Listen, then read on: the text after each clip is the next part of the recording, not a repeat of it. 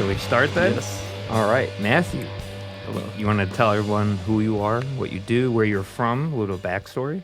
All right. My name is Matthew. I don't know if you care for my last name. It's up to you. That's up to you. Matthew Edelman. Yeah, and I'm a third year in Columbia College Chicago. I do music mainly. It's I have a very mixed, kind of like mix and match in terms of classes. I take like a lot of jazz studies and bass guitar. It's like a main thing that I do. Mm-hmm. But I also take a lot of audio, classes, just trying to like grab and grasp on that world as well, because it's kind of what I end up doing better than music itself, because audio is just way easier to understand. And I do that. I work as a bartender in a downtown bar. It's called Sierra. It's a very nice Mediterranean place. And come see me sometimes, I guess, if you want to. I also do some, like audio gigs sometimes, like when I'm requested to with some companies that are like, hey, we need like some stagehands. And I'll be like, cool, yeah, I'll do that. And occasional DJ work, just like, like birthdays, something small like that. Just, pull up with like little deck and just Some freelance DJ work. Yeah, just some stuff like that. And otherwise, just trying to like make a sense of living in America and like in Chicago especially, and like organize my life around this city and like overall around this vibes. Let's dig into that. What do you mean by like, interfacing with America, working with America, figuring out America? Because you have a unique story because you were born here, right? Yeah. But then you have an accent. Yes. So that's kind of confusing, Is it right? really that noticeable though? Because like a lot of people's like, oh, after talking to you for a second, I can definitely sense some accent, and I feel like, damn, I've been smoking too much. Like I just feel like that's might be the problem, because I'm trying to mask it pretty well. I mean, I don't know. I can't speak for other people, but I hear a lot of accents, so I hear it right away. But I also work with and meet a lot more foreign people, or people who might have an accent than I think the average person, so I'm much more aware of it. And I could hear it. I have a lot of friends and clients with certain accents, especially the Eastern European one. It's a little bit more noticeable.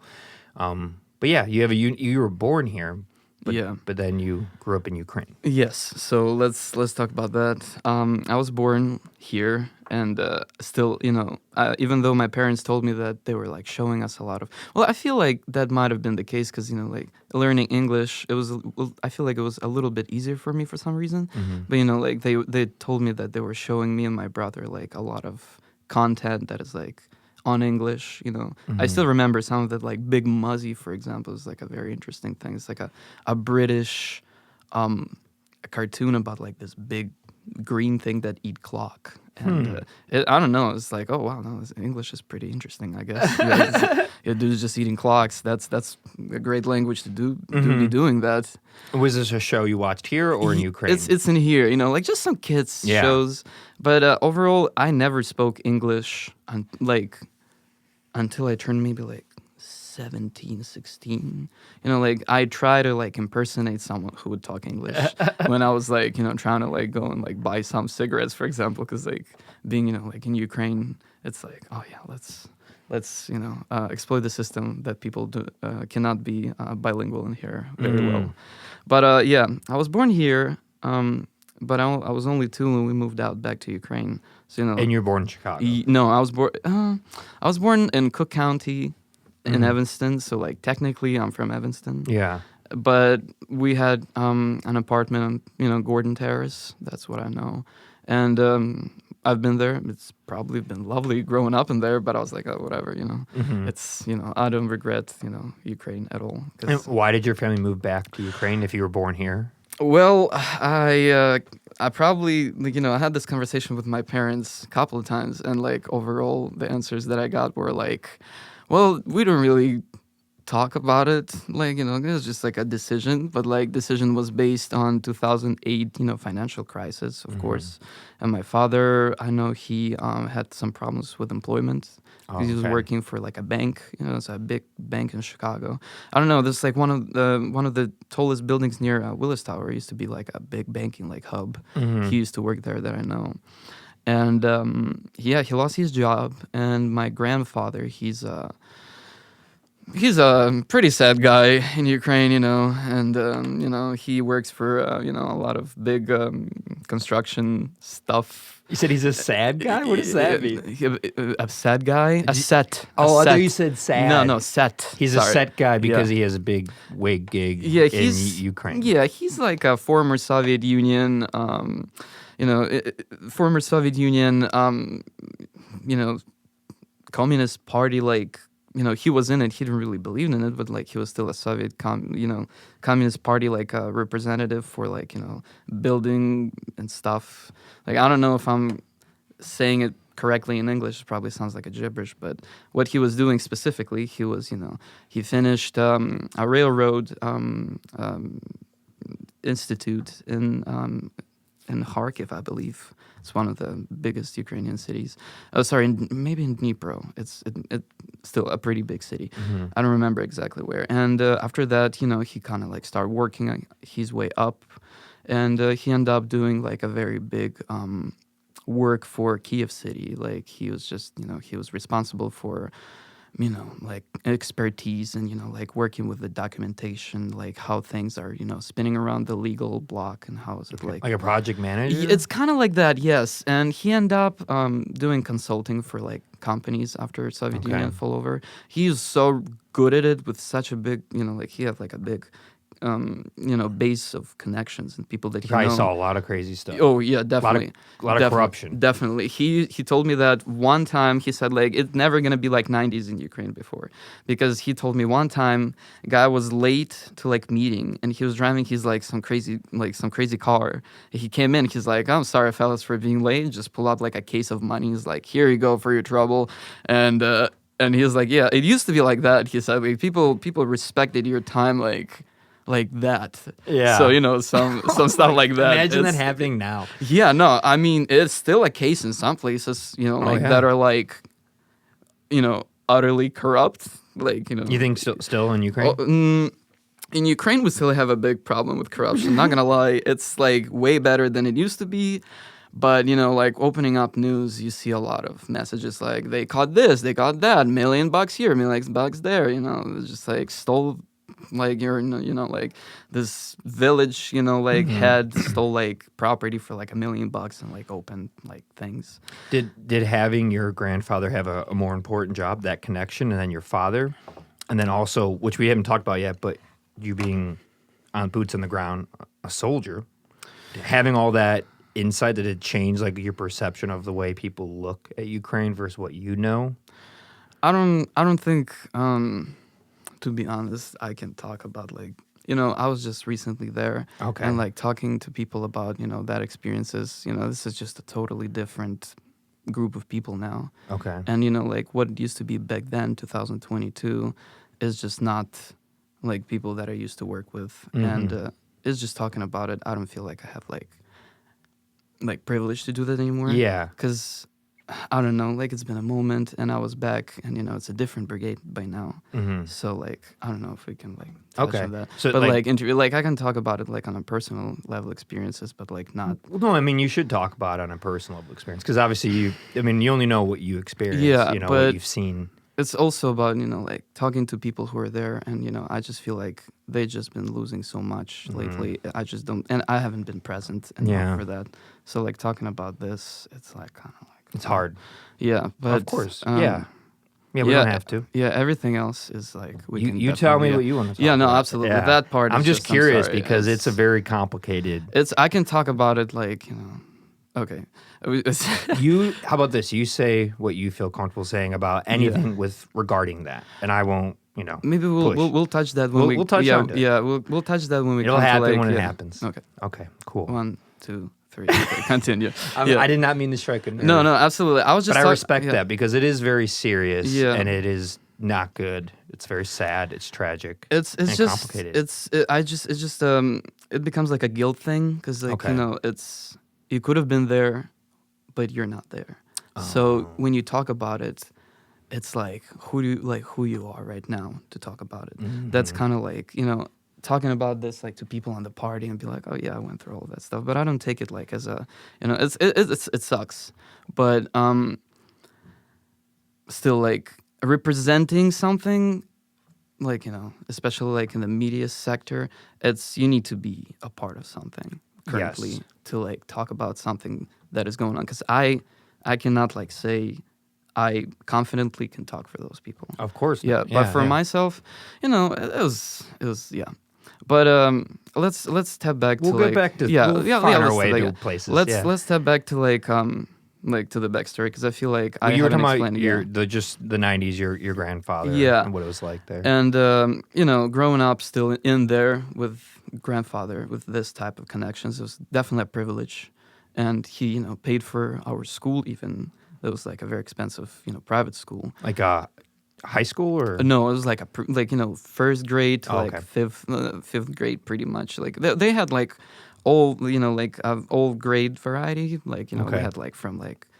So we don't really mix like like so we don't separate high school from middle school and like kindergarten. Oh, okay. We have like a one facility for that. Like K through 12th grade. Just Yeah, all of it yes. goes there. Okay. But like we have like first grade, second grade, they're still kids, like very small kids, but they're like in the environment. Mhm.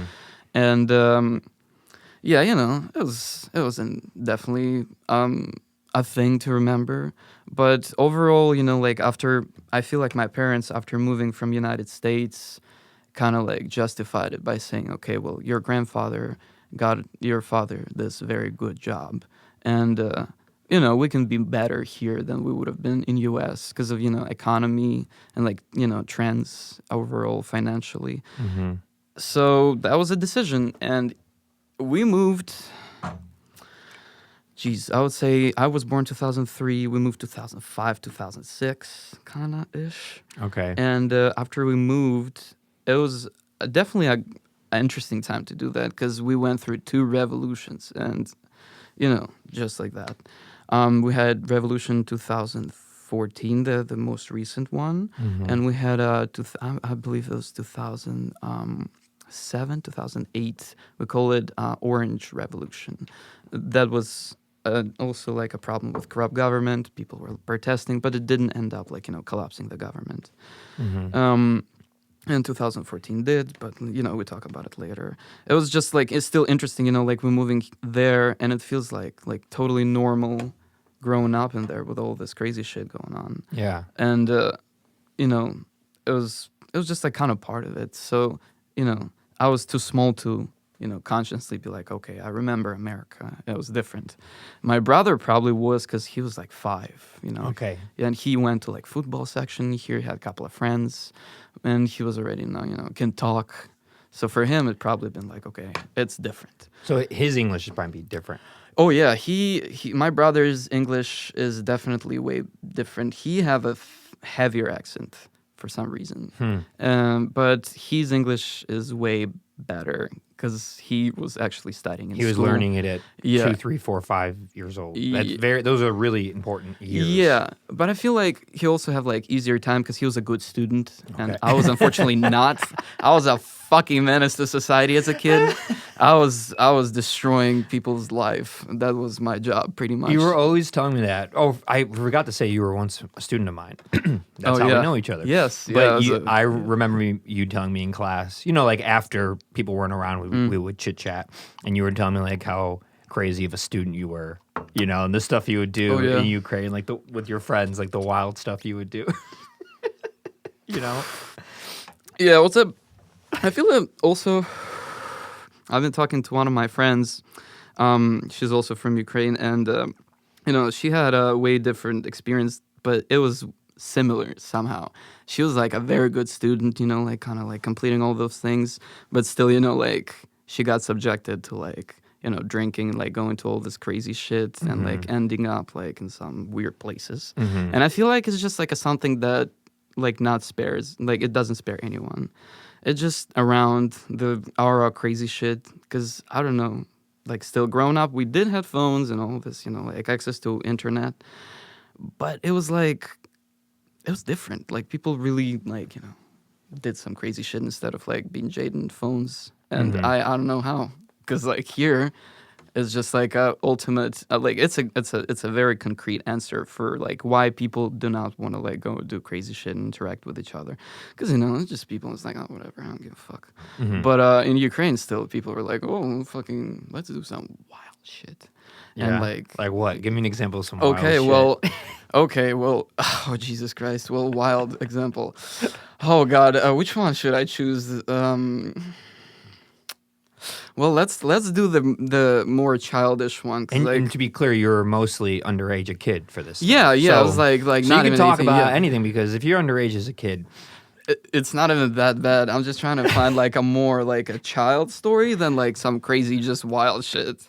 well, how about this? Would you say is it different for what people do for fun and the wild stuff at say 16 years old versus what you've heard people do here at 16 years old? Well, you know, Because I've heard and done some wild stuff too. So Yeah. it's like, what do you mean by wild? at that wild. I age? mean, like just unnecessarily stupid. You know. I mean, you're just describing Yeah, teenager. but I'm saying like unnecessarily stupid in terms of like not even risk involved, but like it's just not a good thing to do in general. It's like alcohol, drugs, and you know like cigarette involving. So it's like all around that. Yeah. And it kind of like creates that like more you know like ghetto vibes than like oh we're doing crazy shit because it's all around. Okay. You know, I'm talking like you know oh, it's so fun, but growing up in there it was still kind of like you know it was an environment because you know you still have like this very Eastern European set of mind. There's like you know like oh fuck all those people who don't look like us. And you know, like having beefs all the time. Because I know personally, I was you know like not a very good student because I had a lot of you know problems with other students, and my teachers just didn't know how to like work with me and like you know explain to me like how to like not be angry at other people. Because as a kid, I didn't have like a kill switch. I was just like, fuck it, we're going insane mode. Where did that come from? Because knowing you and talking with you a lot, and you're only 21. Yeah. Right? You said you're almost 22. So like yeah. wasn't that long ago. That's true, 16, yeah. I 17. remember all of that, But for yeah. some reason, you said you were so crazy and had a lot of anger, and yet I don't get that from you at all. Well, I don't see that in you. I worked on myself a lot because Okay, well, that's good then. You know, like changing just your mind, and you know, I'm not gonna lie. For every mistake that I made that was like really bad, I did get beaten up like a couple of times. And physically beaten up. physically like punished. And I feel like that's just like a method, to be honest, because like I'm not trying to say like we should resort to violence, but like when some people do some things that are like that like out of pocket and like just like you just need to like you I don't want to say you need to be a bad guy, but like someone need to do it because like if their parents or someone, I don't know. So you're saying someone needs to get their butt whooped. Yes. If it's like that, because like I did some like things that are like bad, and just like from a perspective of a human being, and you know, just getting like one time that you will remember. And you just say, okay, I'm not gonna do it. And you know, it's funny. I always hear that from like, especially like older guys are always like, everyone just needs to get their ass whooped once in life, just to like set them straight. Yeah, because like after that you realize that you do not want to take those risks. No, like, you don't want to like, get punched in the face. No, you don't want to fracture your cheekbone. Nope. Or you break your nose or lose a tooth. Or like lose vision in your eye because someone punched you. Like you don't want that. Yeah, avoiding confrontation is the best thing that I realize for myself. Because like if the confrontation is necessary, it'll be one thing. But if it's like just someone talking crazy stuff, you just like stay out of it. So were these physical things were just like other peers, or was it like anything with like gangs? No, we didn't have like I wouldn't say like we had gangs. It's a very American thing to say like gang because I feel like you know after studying it for a little bit, gangs are more like a structure to protect the group of you know people who are in it, like. First and foremost, because you know, like people say, "Oh, those gang crazy violence." You know, I'll be like, okay, well, people are mostly like doing that because like there's like other people who are you know trying to hurt them, and that's just what it is in a nutshell. But everything else is kind of come on top of it. We didn't have like you know some crazy stuff where it's like you know a group of people are looking for you. At least I didn't have the experience. I know people who did that shit, but they were involved with specific you know. Actions like you know like football fans and like people who are doing drugs or you know just like people who were you know like in criminal activities that was around but like it was never like structured as like you know you're like my you know like my gang. It was more like you know just like people who you know around you and like who would like come down to like be with you if you need to.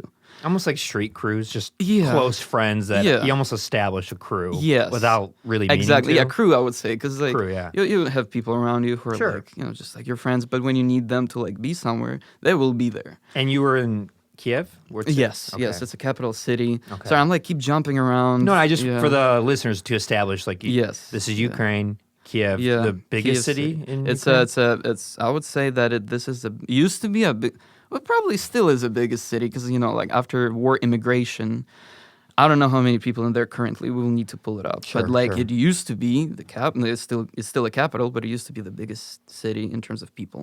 Okay. Yeah, and I think it's still the biggest in terms of like territory. Mhm. It's still even bigger than Chicago if you're gonna look. Oh, it up. yeah. Yeah.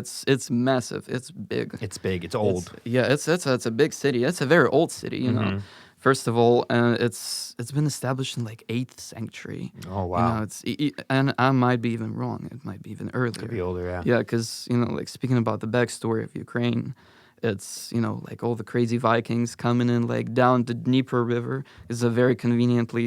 Oh, sorry, I might be wrong because I never remember what's the flow direction of like North Sea and like Azov Sea. It's like in Ukraine, like underneath the Ukraine. It might be flowing like other direction, yeah. But I'm pretty sure they were coming from north, like down, and it was just a very convenient big river in between two like big pieces of land. It's just a lot of like tribal people in there who are Yeah. like easy to conquest. Absolutely, That's yeah. how like first little villages and like settlements kind of started to become like actual hubs. It's like warriors being like, "Oh, that's nice in here. We should probably stay for a little bit." Yeah. See, it's just like a first attraction of Ukraine is like the land. It's like really, it's really giving. It's fertile? It's very fertile. Yeah. You can literally, we have a thing we say in Ukraine. It's like you can spit in the ground and something will grow. And that's what it's known for a lot, right? Yep. Is growing things, a lot of farming. Yep. Okay. Yeah. A lot of the industry. Because of the dark, I don't know how you say it, like black soil, but in English, but like it's a very specific soil type that is only like that amount of soil like this exists in the world, and we just have a lot of it.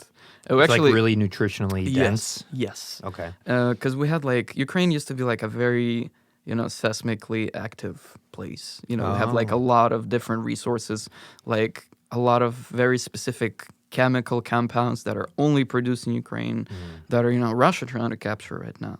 Because the industry, like we have everything, like literally that's kind of like what we say, like we have everything, but because we cannot set like our mind straight with our leadership, it's like because we always like if there is no external enemy, we're gonna be like internally like biting each other. It's just like, oh, you stupid because you don't do it my way. Yeah. Some infighting. Yes. It's not just external pressure, but sometimes internal. Oh, definitely. Ukraine is known for that. Like that's been our issue for a long time. The leadership struggle, because like, oh, you're a fool. I'm not gonna do what you say. Yeah. But yeah. Why do you think that is? Just culture, I guess. We're coming from. We used to be pagans. At a certain moment, it was just like pagan. How would I say paganistic? Pagan tribes. Yeah. And they're like jumping around like the fire and doing all this crazy shit. And after that, like how Kyiv was established, it was first of all like just a major trading hub, because it was like in the intersection of the river. And Vikings came in there, built a city, and just very quickly they started to like do some trading in there.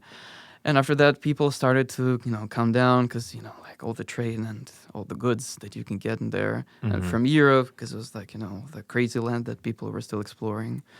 And because of that, we certainly, at a certain moment, were, faced with the reality of, like religious influence. And we needed to decide where we're going to roll with. And we had like, Islam, we had like Christianity and Orthodoxy.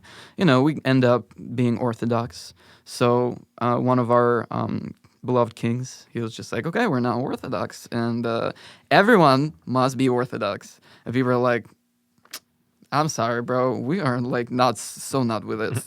And, what year era is this? I'm pretty sure it was like 10th century, 11th century. Okay. Like I do know about the events, but I'm not very specific about dates. Yeah. But I'm pretty sure it was Volodymyr the Great the guy. Oh, I need to go. They're always a great. They're always great. You know, those guys are great. Probably made a deal with the Pope or somebody for a lot of money or power to convince the people to follow that religious law. I'm sorry. It's Volodymyr. Yeah, but I don't know. It was 1988. 1988? Yes, 1988. Oh, you were saying, 988. Oh, that's a 19. So not the year 1988, Sorry, no. which was 37 years ago. Yes, no.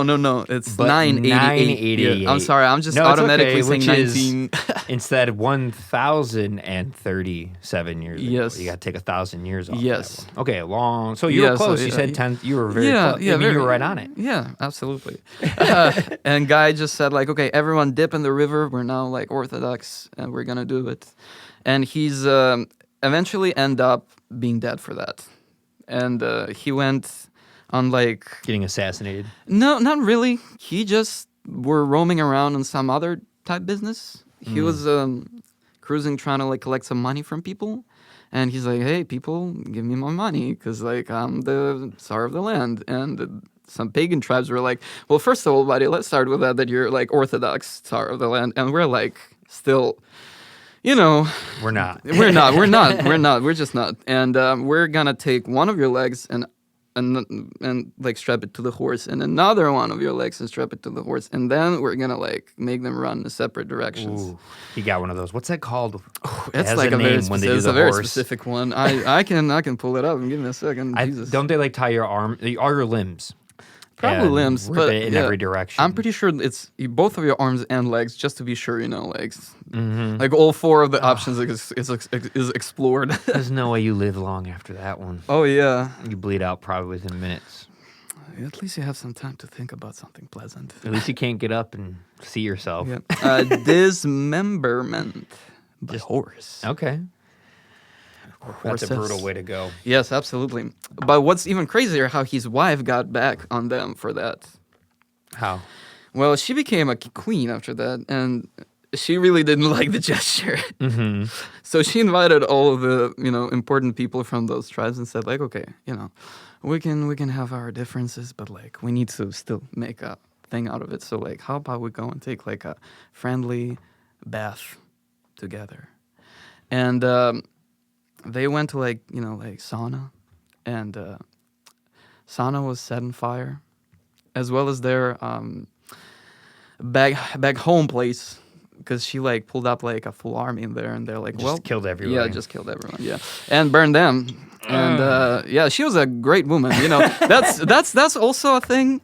Ukrainian ladies, it's just like that. I don't know, just like throughout the history, we've been like, it's a very matriarchal society, I would say. Like we have a lot of like, manly men things, but like if you look throughout the history on, behaviors, it's still like you get your ass whipped by your woman and or women in general, because like they do not take shit. They it's do just not like mess around. No, unless you're like a warrior who came like in invading all this shit. It's like different, but like it's a tough environment. Constantly dealing with, again, all the countries around you, being the middle of Eurasia, and having to deal with east, west, north, south invaders, trades, other countries with more advanced stuff, all these types of things. Yeah. Yeah, it was. I'm not a lady or a woman or I cannot just speak for other people. But what I'm saying is, it's probably tough, living, knowing that your husband, that you have like 5-6 kids, because that's how it used to be. And more like 15, 16 kids. Yeah, even more. Yeah, it's he's just like, oh, okay, we're going to war, and I don't know when I'm gonna be back. You figure it out meanwhile, and you're like, cool, awesome, fucking great. I guess I'll be doing that for the next how many years, Jesus? Well, I hope you sure thing come back to help me with that. Yeah. And it's tough. It's tough living like that, especially we had a very interesting position in this whole situation, because Ukraine never colonized anyone else. Like we just been kind of minding our business. The Vikings came after that. We mind our business under their leadership, and then like some other people came in. We had a Turkish invasion. We had like we had a Genghis Khan coming in. We had like Poles. We had like Lithuanians with Poles. We had like Russians. We had like everyone trying to come in at us, and we're just like, Jesus fucking Christ. Can we get a break? Can we like just like do some normal stuff? See, like for the last 30 years after Soviet Union fell apart, we've just been minding our business. Yeah, we were like, you know, there was problems with that, but overall we've been minding our business and like, you know, not bothering anyone. But as soon as someone is trying to like put a puppet government or something, we're just not taking this shit. It's not working. It's gonna like be a loop. It's like you try to mess with us, and we will be going through it again because like we have a very strong opinion on our freedom and like boundaries of the, you know, of the freedom in general. Because we choose a leader. If we don't like him, we swap him. That's just how it is, and we do not like go with the options that we don't like. Or like, you know, someone said like, well, them are the rules, and we're like, well, sorry, the rules doesn't really matter if we do not agree with the person who's leading us. Do you like that mindset, that perspective? Absolutely. Yeah. Oh, I feel like it's just like, you know, still growing up in there, I would say that right now I lived in the US for long enough to say like I don't feel like American enough to be fully American, but I can't say I'm like feeling 100% Ukrainian. Like it's just like a mix of cultures, and now you exist in this kind of like limbo between.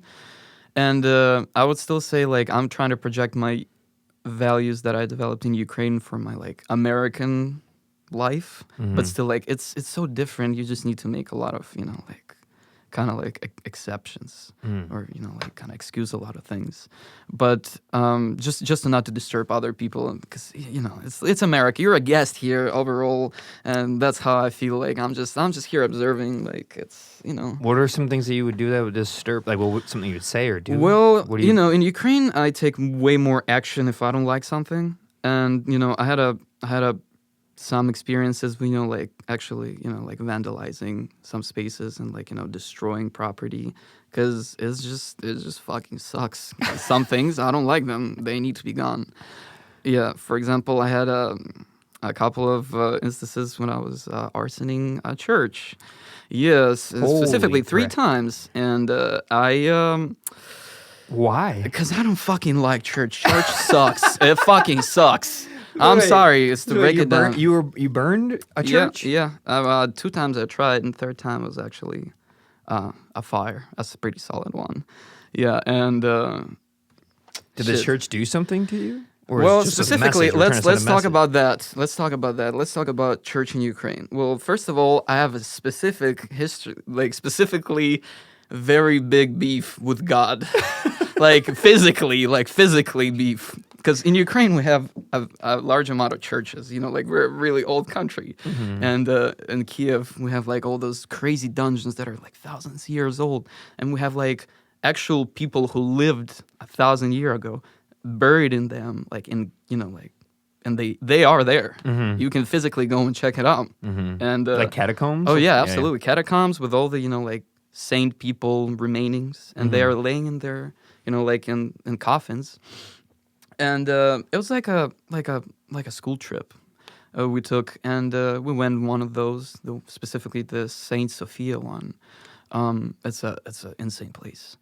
It's, you know, now if I went there again, it would be probably really, really cool. You know, but I'm a grown up person. Then I was like a kid, and I was not really interested in any of that shit. But I was like, cool, group fucking trip. And in Ukraine, I was like in the school once again. I was a menace. I was just doing some wild shit all the time.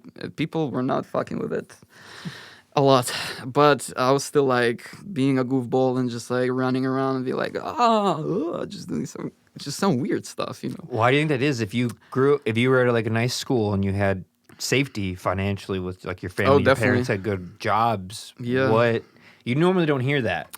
Well, here's the thing. I feel like it's just like a weird loop, kind of interchanging.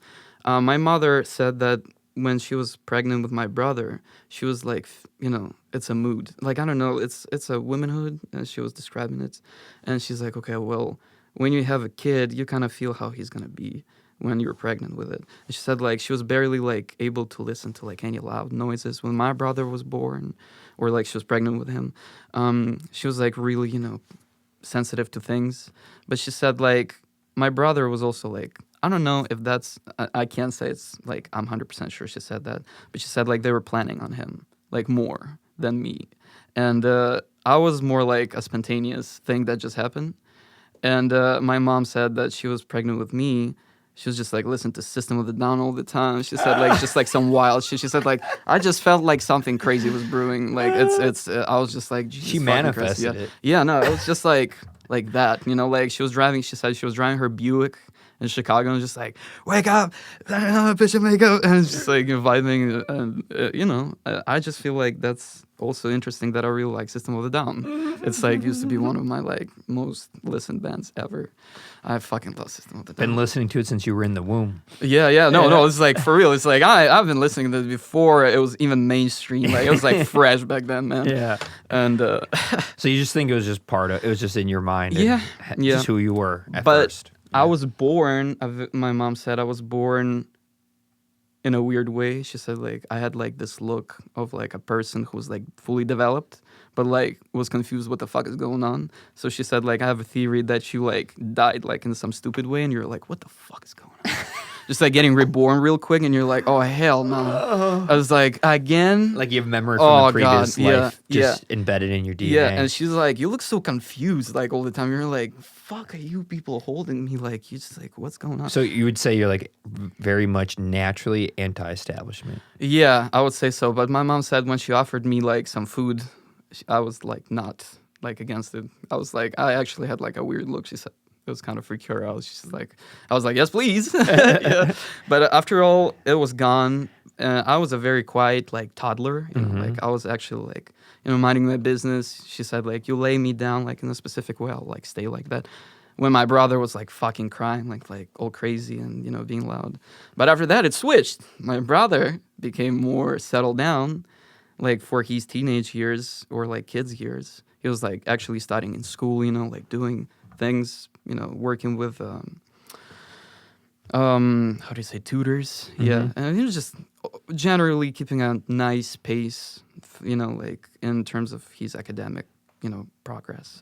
And me, oh fuck, Jesus. Well, starting with the kindergarten, I was always like doing some stuff that I was like, oh, Matthew, yeah, we know that guy. Yeah, just everyone. A problem child. No, that was not even a problem. I was just like around all the time. Okay, so just a curious kid. People knew who you were. They saw you. I was charming, kind of like in the kindergarten. So you weren't a problem child yet. You're just a curious kid. I was like figuring it out. You know, still I did some wild shit even then. But not as much as burning church. No. I was like still a very curious kid. We were going outside, I remember, and like I was really sensitive to nature. Like I remember this kid was like trying to like kill an ant, and I was like, oh, don't do that, man. That's just like so not cool. He's just minding his business.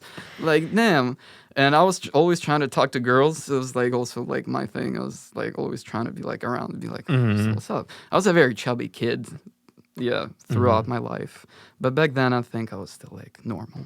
So what changed? What made you kind of get so... Oh, well, I got to school, and school was way different. First grade, I remember I just got into the school, and first of all, it was a very spoiled place. You had kids of like millionaires, Ukrainian millionaires, and like. So is it? It's safe to say it's a place. It's one of the schools where the wealthiest people. Oh yeah, Kyiv it was would in go. Kyiv. It was like top. This was like that's 20,000 euros for a kid. So like $20,000 a year to go. No, euro. Euro. Yeah, it's even more back then. Okay. 1,000, like I don't know, like 9.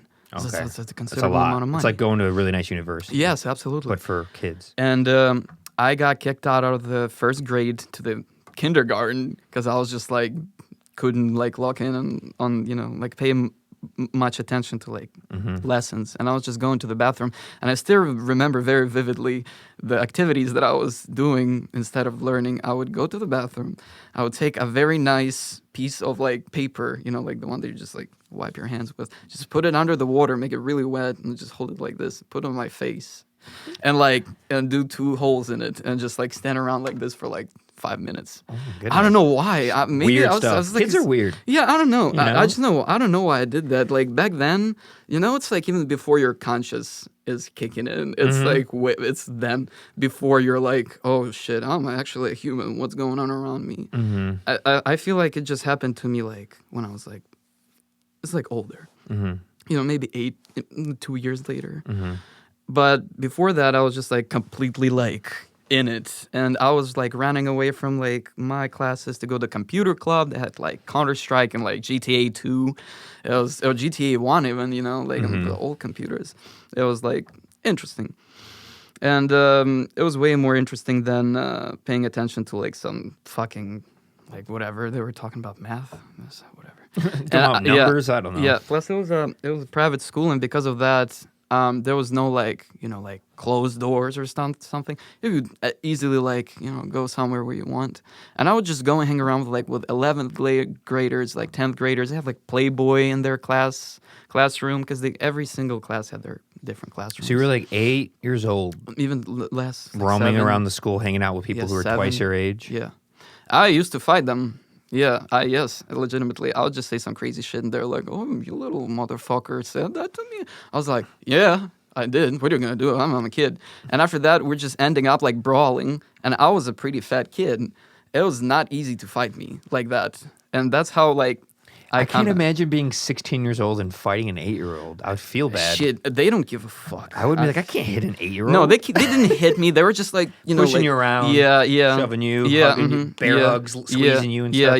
Yeah, because imagine just laying out. That's messed up. It was not like that. No, okay. They didn't want to like, they're rich. They probably would got away with it, but they want to cause a problem. I was funny to them because I was just like this little goblin-looking thing, just roaming in. It was like, what's up? Yeah, and they're like, oh, it's you again, goddamn. And my teacher's always running around the school like looking for me. Trying to keep you under control. So like, were you just this kind? Did you stay at this school the whole time? Fuck no. Got kicked out? I got kicked out for like some crazy shit. For what? I'll tell you in a moment. Well, I had a very interesting experiences in there, and I also wanted to say that that's also a very interesting place where I discovered that like food supply of the school, because it's like private, is pretty much infinite. And we also had like a financial system in there, because it's like it's a business school, because like we're in Ukraine, it's like 90s style school. It's all fucking like like we're businessmen in here, we're like about this business, and we're making money. So we had like a financial system, and like with checks and stuff, and I used to fraud the fuck out of them just to get like chocolate bars and like things like that, because you can like they had like a bar where they were paying people who were working in there on the schedule with the same money, and like for completing classes and side activities you also get this money, but it was like literally a paper check. You can like just write it. Like, why do you fucking work for it? Just like say it's from the teacher and find someone with a nice handwriting to do it for you. So I just did that, and I started get like really bad with sweets and stuff, and also like we had like breakfasts and like like all that stuff. So you would forge checks just to get sweets? Yes. That's a very kid thing to do. Yes, absolutely. Yes. That was a good part, but still, and the eatery, I was like known for eating like 9 portions of breakfast every day, because I just couldn't figure out when I was not hungry anymore. Like no one explained to me. No cutoff switch. No. It was just more like I felt like I can't walk anymore. So it was like, that's where I'm fed. Well, that's what my mind process was. Okay. And because of that, I really gained mass like really quickly, and I was like really overweight. But it was still better to be bigger than like smaller, because like I always like tucking people. Yeah. Yeah. Kind of American football style. Yeah. But I got kicked out of the school for getting to the fight with this girl, but like it's not like a fight. She was really pissing me off, and I think she had like some problems, like mental problems. And I don't want to be mean, because I definitely myself pretty like in the spectrum for sure for things that I was doing. It's definitely like not a normal kid behavior. Yeah. But I was just getting annoyed at people very easily, and I was getting influenced. Plus, in this school, we had a very strict system of punishment. It was like a yellow note that they would write, that you need to like write the whole fucking essay about like how guilty you are and how do you like don't feel like what you feel guilty for what you did. And they gave me like fucking million of those. And they were like, bring it to your parent. And I never did because like, why the fuck would you want your mother to think that you're a bad kid? So eventually I just went through this whole system of punishment. That's how I developed like, like very anti-establishment views. Because they used to bring me like to like principal. It was like this big guy who, like pretty corrupt, I would say. Well, I feel like he is. Because, for the amount of money they were earning, it was probably like some things they were closing eyes on too, specifically. Because, with this school, we had like a history of like, kids going out to buy like drugs, like outside of the school and like deal some weird shit inside. Like it was just like whole different thing because people just have so much money. Like limousines, all the big parties. It's just fucking, yeah.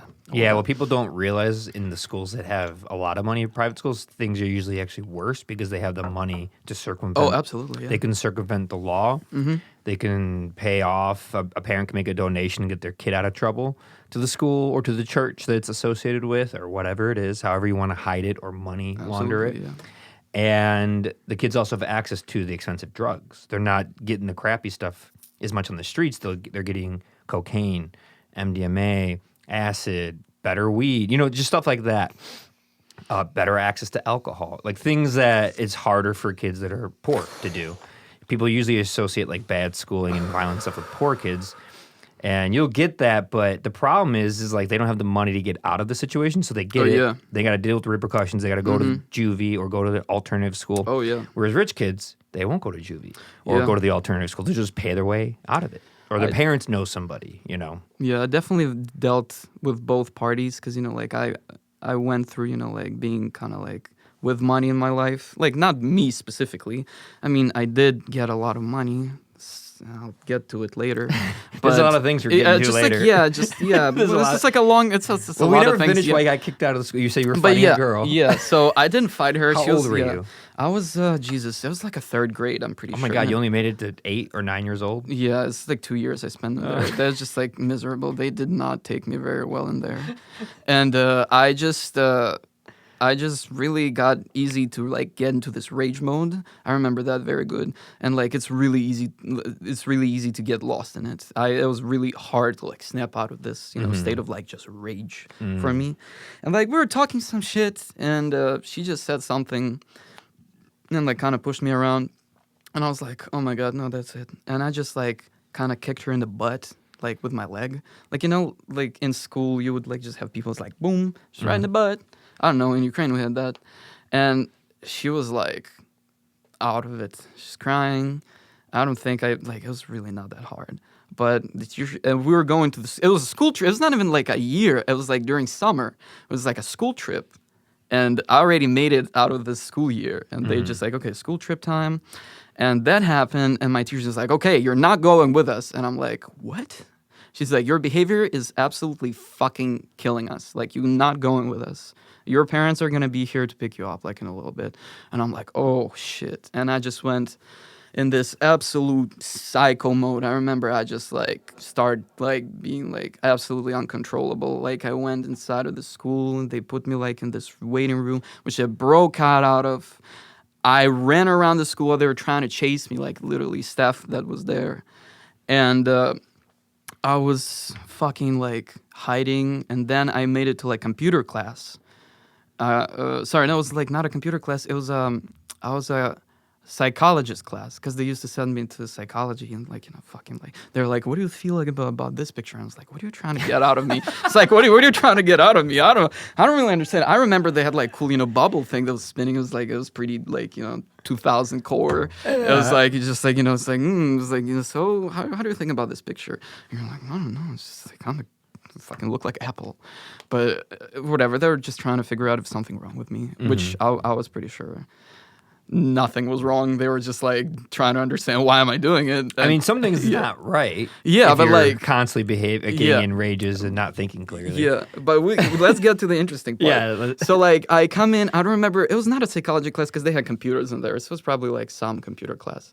I was on the second floor, and I was just like in there fucking fighting two teachers that are like trying to tackle me down, like literally hold me, and they can't. They just can't. And I was, see, like that's what I'm talking about. It was kind of hard to control me. In the process, I fucking bashed two computer blocks, like two like PC blocks, just absolute smithereens. And then I jump on the balcony, like top, and I'm like, I'm gonna fucking jump, like second floor, and give a shit. And they're like, okay, buddy, okay, you don't need to do that. And low key, I was like, it's not even that like, tall of a building. It's like kind of like it was like a backyard. So it's like this like first floor window was like on the basement, and second was like it's like you'll probably get injured, but like nothing crazy. This was like a green grass, fake grass in there. It's a fucking private school. And I was like, nah, I can definitely make it. So after all, my mom came in. She's like, okay, everyone fucking stay down. And I'm like, okay, no, that's it. My mother isn't here. Or someone came. I don't know if it was my mother. Someone came to stop this madness. And back then, the administration of the school said, okay, that's enough of him for us.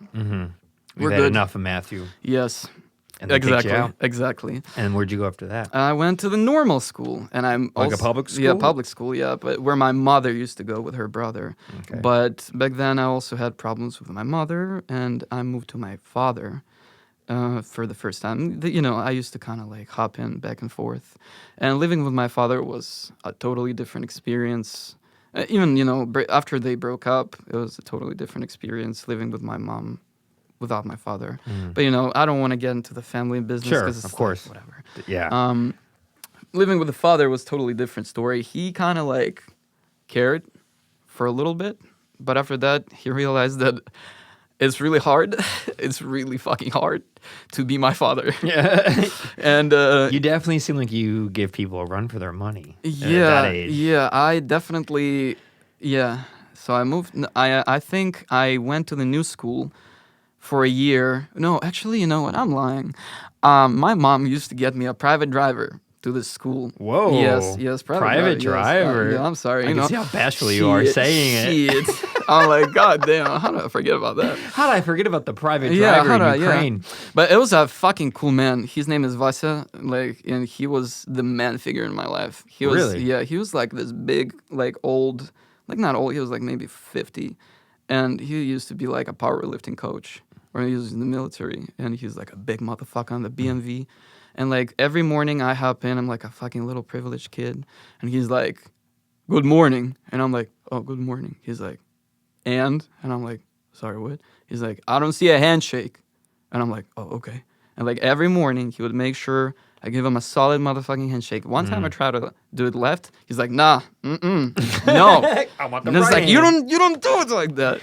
Wow, the driver influenced you. And he used to listen to Radio Rocks. Wait, so he was a driver to take you to your public school or to the private school? Yeah, to the public school. Okay. Did you have one for the private school too? It was like a shuttle that they had for school. It was like a big bus, which was also an insane fucking place. Like just random age kids from entire Kyiv. You drive like in the morning, pick everyone up, and they go to the center city, and then you just hop off, and you had your like specific driver like with the route.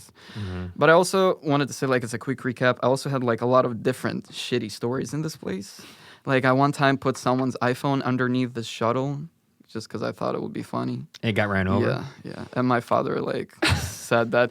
Like, I had bakugans, I remember. He's like, we take those and we repay the debt with the bakugans that I also needed to sell for 2 days standing somewhere. And I really thought my father was standing somewhere in, like, like marketplace bazaar looking thing, like like babushka apron, like some grandma fit, like selling my bakugans, like my toys, and I'm like, fuck, I really make my father look stupid. That was like the main point, not like that, it's a like he just paid for it, and like, so whatever. But still, I was like, God damn, I bring shame to my family. But yeah, it was like it kind of built it up. But for the public school, it was different, 4th grade, 5th grade, I remember. 4th grade in Ukraine, we have like a test, kind of SAT type thing, just to check like how good, like where are you surpassing like this really basic level. Yeah. And I was studying for that. And it was also like 1 year of the this preschool before you step into middle school. That mattered. And I had a pretty good teacher. And that I would say, I feel like with a good teacher, I was good at studies. Because, like, I was not sucking this one year, And I was staying after classes, like, voluntarily to, like, with her. Because she was also staying voluntarily in there. Just to like make sure I understand all the information, because you also need to understand like public schools in Ukraine and privates are so totally different. Like the pays that teachers get in Ukraine is just so utterly miserable. It's insane. Like people who are teachers in Ukraine, I feel like there's only two types of people who can do that. There's people who really believe in like youth and nation, like working with kids, or absolute fucking menace to society, people who are like hate their life. They're just doing it for a little bit of money just to make it through, and like in the process they just hate everything that moves around them. And it's really, you never know what kind you're gonna get. What would you say some of the pay is for a public school teacher in Ukraine? Christ. It's like 4,000 hryvnias, which is like $100. $100 a what? $100 like dollars. A like year? A month. A month. Yeah. Oh my God. Yeah, it's like bad. Because it's bad here. It's bad here, yeah. Relative to what everyone else gets. It's all relative. Oh yeah. It's bad here, but $100 a month. Yeah. That's horrible. Yeah, it used to be like that, and like even for like Soviet Union, it used to be a very good job, prestigious job, but like a lot of people who stayed, they're like from Soviet Union who never switched their like profession, and like they're just staying in the industry, like getting this miserable pay and getting more angry. So they made more money when it was under Soviet Union? Oh, for sure. Yeah, no, that was like, under Soviet Union, you had like official governmental pays. Like, there was people who were like doing like some side hustle, but the biggest side hustle was like being in the government and like, working through the government chains, like my grandfather. Like when you actually were like considered rich, it's when you had like, access to a certain product. For example, my father, I remember he said like it took him like 3 hours of the line to stay and buy one bottle of Fanta for my mom for her birthday. And my grandpa took my mom to like some official parade in like, Kyiv for like Soviet army. And they just had like caviar and shit in there, like, Fanta, Coca-Cola, whatever bullshit. Because like it was just like that different, just two different worlds of supply and demand. But there, in the modern Ukraine after, Soviet fallover, with a very unstable, economy until 2000s maybe, then we kind of like started figuring it out. So kind of when you got there, yeah, it started to get a little bit better. It was just like, shit got privatized enough to like make financial sense out of it. Plus, a big military sector being sold out. If you ever seen Nicolas Cage movie, The Armed Dealer. Warlord? Yeah, Warlord, yeah. I've seen it. Yeah, it's about, like fucking going to those big places and selling all those big surpluses of guns. And like, America was involved and Russia was involved. It was a different time, so much money around. It was just like, people were making fortunes quick or going broke really quick. It was just like that time. Yeah. Then it kind of settled down for more like, open market business. And we actually have a pretty good, like basis for this, especially for IT. We're like really good at it. But yeah, back then, it was like just what you can get and who you know. But, for teachers, it was more like, a prestigious job of a teacher, and you work for kids, and you like, official, especially with the teacher, you need to be like an example of the communist, Like some teachers took big pride in this. But in modern Ukraine shit, like people had like a lot of pride for Ukraine. I feel like our teachers do that. But still, like on a personal level, you either get like a sweetest lady or like, because we didn't have a lot of dudes who were like teachers. It's just like not a thing. And mainly it was ladies. And you would get like teachers like the fourth grade that I got. She was really, paying attention to what kids doing. She was trying to like, make it a fun process. Just, to make sure it's all coming together in our head. But as soon as I finished fourth grade and I moved on, oh, God, that's where the beef shit started. God damn. I was, like, not having it with this teacher so much. I was, like, I took, like, we still have, like, a system of, books, grade books, like, on paper. And I remember one time I just crashed out on her so much. I took this thing. I set it on fire and I fucking throw it out the window. And I was like, you do whatever the fuck you want with it. You took her grade book. Yeah. This wasn't the teacher that was helping No. you. This is No. a different It's like year. a different, because like after 4th grade, you switch Okay. to 5th grade, So and you're it's like in a middle 5th grade, school. new teacher. It's considered like a middle school? Yeah, and it's like a classroom school teacher. So like you have a classroom set, you have different, classrooms where you're going for like lessons, but like you still have like a class, like home classroom where you like have like set people that you study with. Okay. Before that, in 4th grade, you would have like just one group of people that you study, mainly in one room, because like our, pre-middle school teachers are like trained to be like math, English, Ukrainian, like they all one teacher doing all this stuff.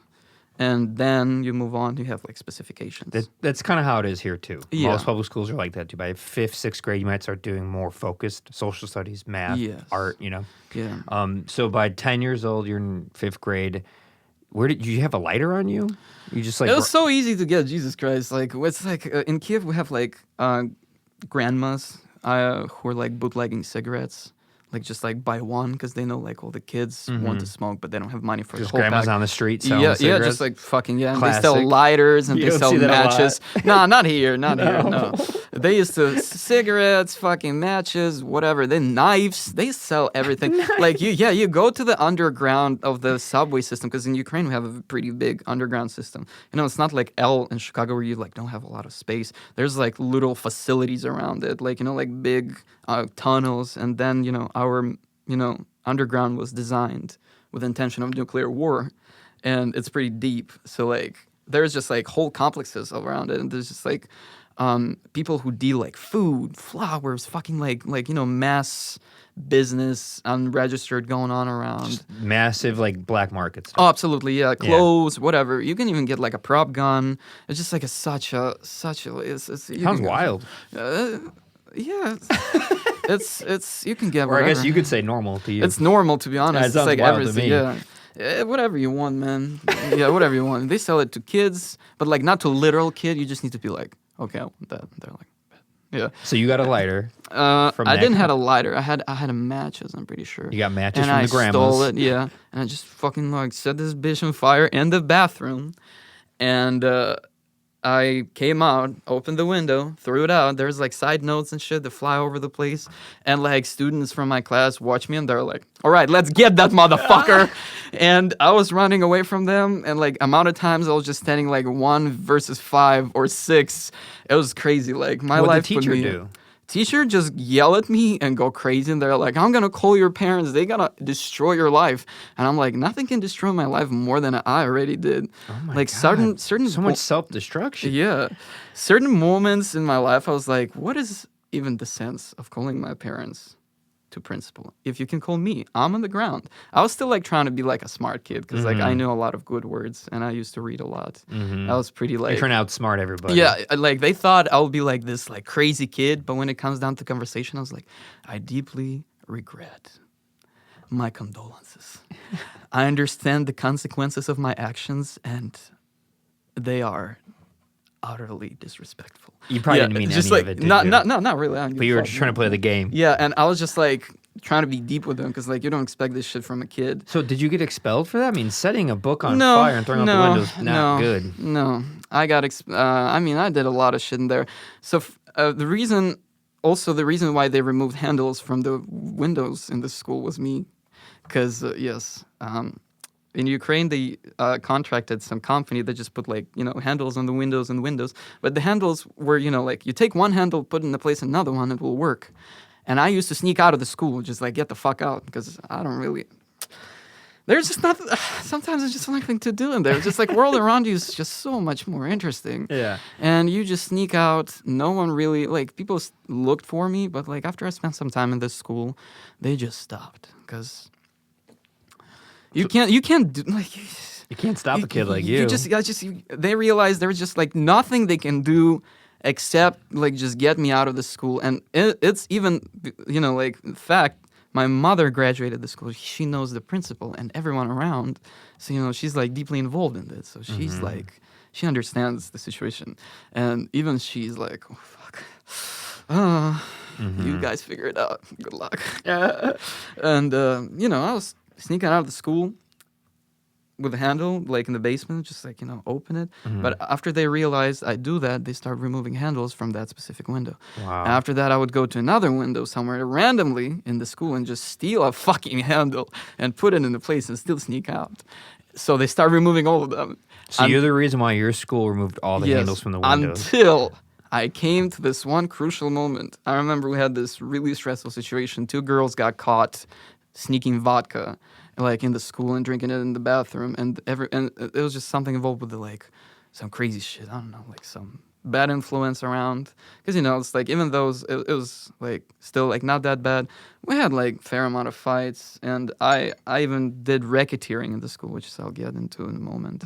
Jesus Christ, yeah. Done we're not even at like 15 yet. And no. You've done so much crazy stuff. No, that's you ask me why I'm stoic about things. I already did all of that shit for myself. Explain we still haven't gotten back to the arson at the church. Oh yeah, it's way later. Yeah. Yeah. So what were you doing with racketeering? Well, my uncle and my aunt, they are like like they're Hinduists. And they, like believe in Krishna. My uncle is actually playing sitar, and he went to India recently.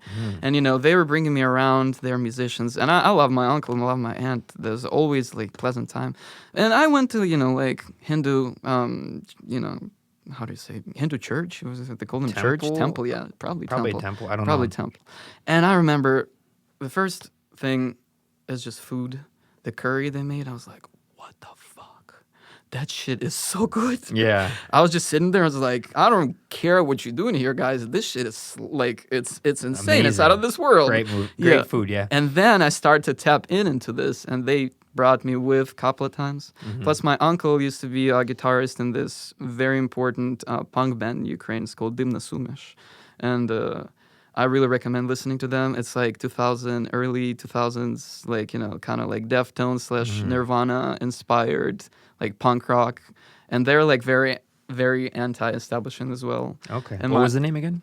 Dimna Sumesh. It's called, if you translate it to English, it's mixed smoke. Like smoke mixed in the air, so like spliffs and I feel like they came up with it because they're like all like fucked up, like smoking like weed and like cigarettes all the time probably. I don't know about my uncle, but their singer definitely did because he's like this punk rock and roll like guy who after that he moved to Angeles and he had like band in here called the Gitas, and he's just like interesting punk guy. Yeah, he's like very rock and roll style. But yeah, cool stuff. And because of that, like I was kind of like grasping it from them, I guess, maybe. I don't know, really. Influence. Maybe. Just everyone who I knew, like they got arrested for like playing on the central like street one time. Like they were doing this shit even before I was even alive. alive. Yeah. And, freedom in Ukraine was all around. It's kind of like the privilege. I feel like though the reason why I was doing all this shit is because like I felt like the environment around me was oppressing me because I was like not very good learner and I really didn't like give a fuck. So like they try to like separate me. Like in this first school, I remember my desk was moved out of, like everyone else because they're like, you were like insane. You are not allowed with other people. Like for the matter like of, studies. And, we had chess, business, fucking everything. And I was like always kind of, doing my own thing. I was just, I don't know. And even when I was trying to socialize, people just manipulate me and doing some stupid shit, because I was like, oh, cool. Well, I want them people like me, and I'll just do whatever the fuck they tell me. Plus, it's whatever. It was a wild school, to be honest. Like, sorry for coming back to it, but I remember this one story. This one kid who was with me in the class, his brother got stolen. Like they got kidnapped and murdered. Oh my god! In his house. Oh my god! Yeah, for not letting. No, not in his house. Sorry, he was. One of his friends stole him, like kidnapped him and killed him for not giving him the keys from his house where his family lived. Because he used to he's like family's rich. Yeah, he was trying to rob the family. Yes, oh and he was just like some drug addicts or something. That's horrible. And he was, I remember the kid was traumatized. So, like even talking about like money and stuff, it was like a lot of shit going on. But in the public school, it's not like that. It's more like petty stuff. But still, we had like this one girl in my class. Her parents fucking died out of the drug abuse. I remember like I'm, introducing the class, and I was like asking my classmates about everyone, because I just want to know who I'm studying with, and they said like, I don't give a fuck, this girl, she's like like whatever, I'm like ugly, and I'm like, oh, I don't know, like it's just like I never like had a judgment on people until like I start interacting them, and if I really thought like, oh, you're like goofy, I'll make fun of you for for this specific thing. I never like specifically been mean to someone because like everyone else is mean to them. I was just trying to, because I was kind of outsider. I was like, well, okay, like I'll take my own glance on that situation. And her father is her mother is like addicted to something, and her father died long time ago. And after a year studying with her, her mother like collapsed on the ladder, like coming down, and she just like broke her neck or something and like died. Oh, wow. Yeah, and then she moved to live with her grandparents. She left the school, and no one ever knows what happens to her after. So like it's still like a lot of bullshit going on around. Like even though I have like pretty positive memories about it, I would say that I don't know, I was just crazy enough to enjoy this. I don't know. For everyone else, I wouldn't say for everyone else, but like I think a lot of people, when they establish their conscious, understanding of what's going on around, they're like, oh, this shit is like not nice. But for me, I was like, whatever, we'll live in it. But yeah, let's talk about the racketeering. Yeah, racketeering, yeah. So yeah, back to the Hindu temple. How old are you when you're doing this? Oh, it's like fucking 10, 11. 10? Like, 11, 12 maybe. Like, Okay, we'll call it 11. Yeah, maybe 11. Yeah, let's move in like a year. And yeah. what are you doing with racketeering? So let me finish with the Hindu temple. Oh, okay. Because it's a good thing. I think yeah. a Hindu temple is like, it's just like such a nice place. Yeah. And they brought me to one that is near their outside city house. It was like a big temple, very big. And I remember, like actually like people were studying something, singing very interesting songs. And I was like asking questions. It was like a very interesting religious experience.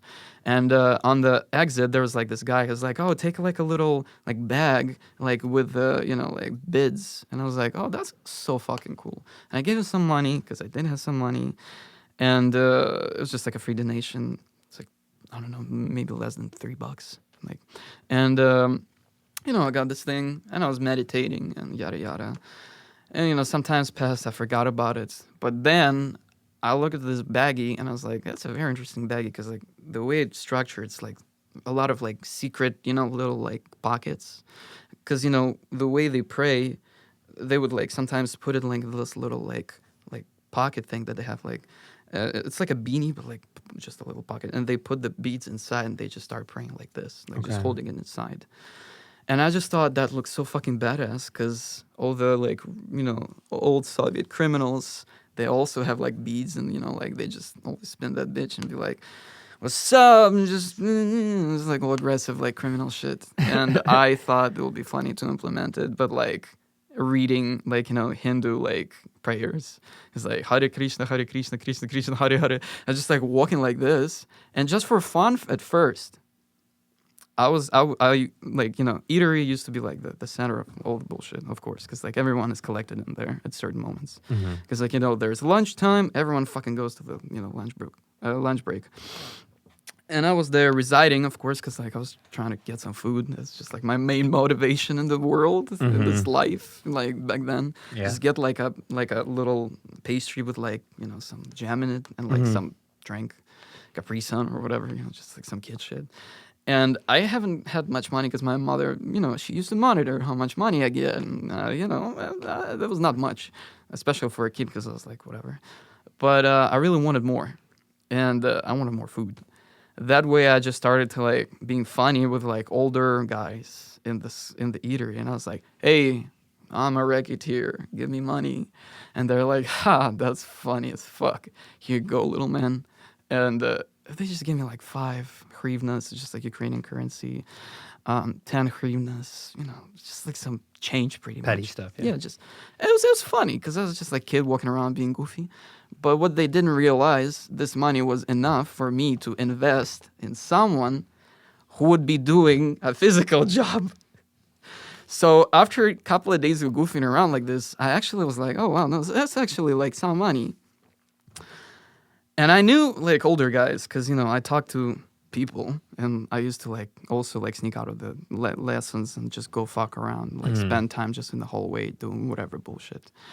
Literally one time I remember spending like a whole class like standing with 11th graders who were also skipping the class, and like literally trying to like grapple fighting one of them, and other ones were betting because like I was going crazy, and they all three of them were trying to like do it, and like that's why I also developed a pretty good choke resistance, because like they also like do that and they're like, you giving up? And I was like, fuck no. I don't know, just, yeah, it was so crazy. They were betting on your fights? Yes, yeah. And you're 11 years old? Yeah. Wow. And so wait, did you start giving someone this money to like collect money for you? Yes. That's how I did it. And how old were these guys? I was like 16, 17. And they were working with 11-year-olds? Yeah, because I was good at talking, and I was like, okay, guys, I know what you need. And I know those people because I already talked to them. Yeah. And they're giving me cigarettes and shit, and I sneak out. And it's like, there's just like a certain connection between people. Okay. And I was like, hey, guys, I know you want them cigarettes, and I know you want them beer. So how about you, like, go around, ask around. And they have a certain reputation. And, in school, it was not a bad school. It was actually a gymnasium. Like, it was, out of other schools that I've been to, it's a pretty good one. Mm-hmm. And it's, like they were monitoring shit, but they somehow just didn't notice that. And the guy was just like walking around with me, and I'm like, hey, you got the money? And like, they're like, well, I thought, this is a joke, right? And I was like, nah, that's not. And dude is like, it's my peers at first. Well, of course, they gave up money, and I also had a lot of problems with their parents, because they're like, literally, they knew I was doing it. And they're like, waiting for me on the school outside, and they're like, what the fuck are you doing to my kid? Mm-hmm. Give me the fucking, like, what, like, I know it's you. And like, my nanny used to come pick me up, but a certain moment, I'm not sure. No, I'm capping. And I didn't have nanny that time already. Like, she was not walking with us.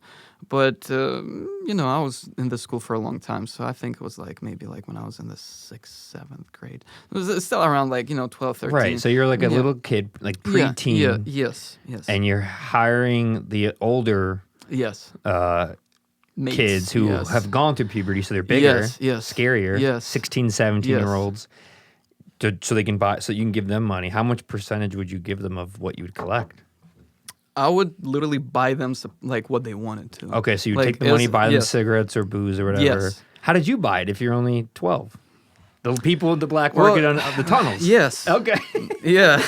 Well, that's first of all. So but it's not even the best option. You would go back to the tunnels to buy the cigarettes and booze for the guys that were like protecting you to get the money. It's like not even the tunnel. It's like an underground passage. Okay. Like you just like pass under like it's the like cars. A low level mafia. Yeah, it's kind of like petty shit, but it worked for a second until they figured out I'm making way more money than they are. That's how it ended. That's how it always ends. Yeah, but like it was also it took like maybe 3 months. I remember vividly. How much money did you make? I made a lot of money. I had a moment when I forgot to pull them out of my jeans. And I put them in my mom, she put my stuff in the washer. And it was just like, all this money pop out in the washer. And she's just like, where's this money coming from? You should have made the joke, Mom, I'm just trying to launder the money. You get it? Yeah, that's true. But like back then, bad joke. No, back then I was just like, just trying to wash it, Mom. I need to clean this money. Yeah, it was dirty money for very sure. Dirty. Yeah, very dirty on money. every level. Dirty money. No. So how did this end? It ended with them realizing they can do it on their own. Yeah, they don't need you. They're older. And how's this little kingpin? But eventually they got caught because they got too greedy. And I was moving smart. I was just trying to be like, okay, we're doing it with a set amount of people who are like already drew this line, who are like already giving us money. We don't need to like go more, because like if we go more, it's like people who. Like, the reason why we're so successful right now is because we didn't mess with the wrong people yet. Yeah. And they didn't realize that, there's just, like, some shit that's going to be like that. And they went for a big cush. They went for money that parents were giving to school for lunches. So pretty much we had, like, like a governmental program, but you can also, like, pay a certain amount of money per year, so you can get like a launch program. It was not that expensive, but you still collect money for it. And I was in it as well. So like you bring money to school sometimes. It was also a thing, like public schools in Ukraine, they're like collecting for new, like window covers, and like it's always like some shit. That's also how teachers make extra buck. They're like running this little scams about like fixing the school. Yeah, it's so crazy. They'll do like fake fundraisers. Yes. We're doing a car wash for the school. Yes. Yeah. That's the problem with not paying people enough that are trying to do a legitimate job. They get forced into going into black market stuff. Yeah. It happens in America too. They just have like, it just looks different. Like a lot of teachers, especially if they're younger and they don't have kids, will do their job, but then they'll go like bartend on the weekends. You know what I mean? Well, I mean, it's not illegal. Well, are they paying all the taxes on the cash that they're making bartending? It's just like a slightly less sketchy version of what you're explaining. But still, it's like a job, It's a job, but it's not fully legal because people who do those kind of gigs for bartending and tip jobs, nobody pays 100% of their taxes on those because you can't live if you do. So it's like an American black market way of getting by, and everyone kind of knows and no one really cares. Whereas where you were from, it kind of felt more on the nose. I'm sorry, I was just working as a bartender all summer, and like I was paying my tax. I was declaring all my tips, and I do it. You're not. Everyone's not that honest, I guess. Yeah, but like you're fucking yourself up in there because if you still don't earn enough, you'll get your tax return, which is pretty sweet, But it's never as much as not. It's I don't not. know. But you know what? Because it's still a percentage of what you made. That's true. It's gone. You know what? I will agree with you. You've been living here longer, and I just feel like for me, I just don't have like my life priority set to stay in here for like long amount of times. So I don't really give a fuck. Plus, like if I get a pension in the U.S. after, I worked this much. I actually paid like honest tax. Right. But from my grandma, for example, she didn't pay taxes. Like she lives in New York, like Soviet Union immigrant. She don't get a lot of money. That's the problem. I just don't want American government to like look at my case when I'm like, going to pension and I'm like not in U.S. So I want to get this shit. The reason why it works because if you have a full-time job that is a pension and is taxed like teaching or whatever it is. Yeah.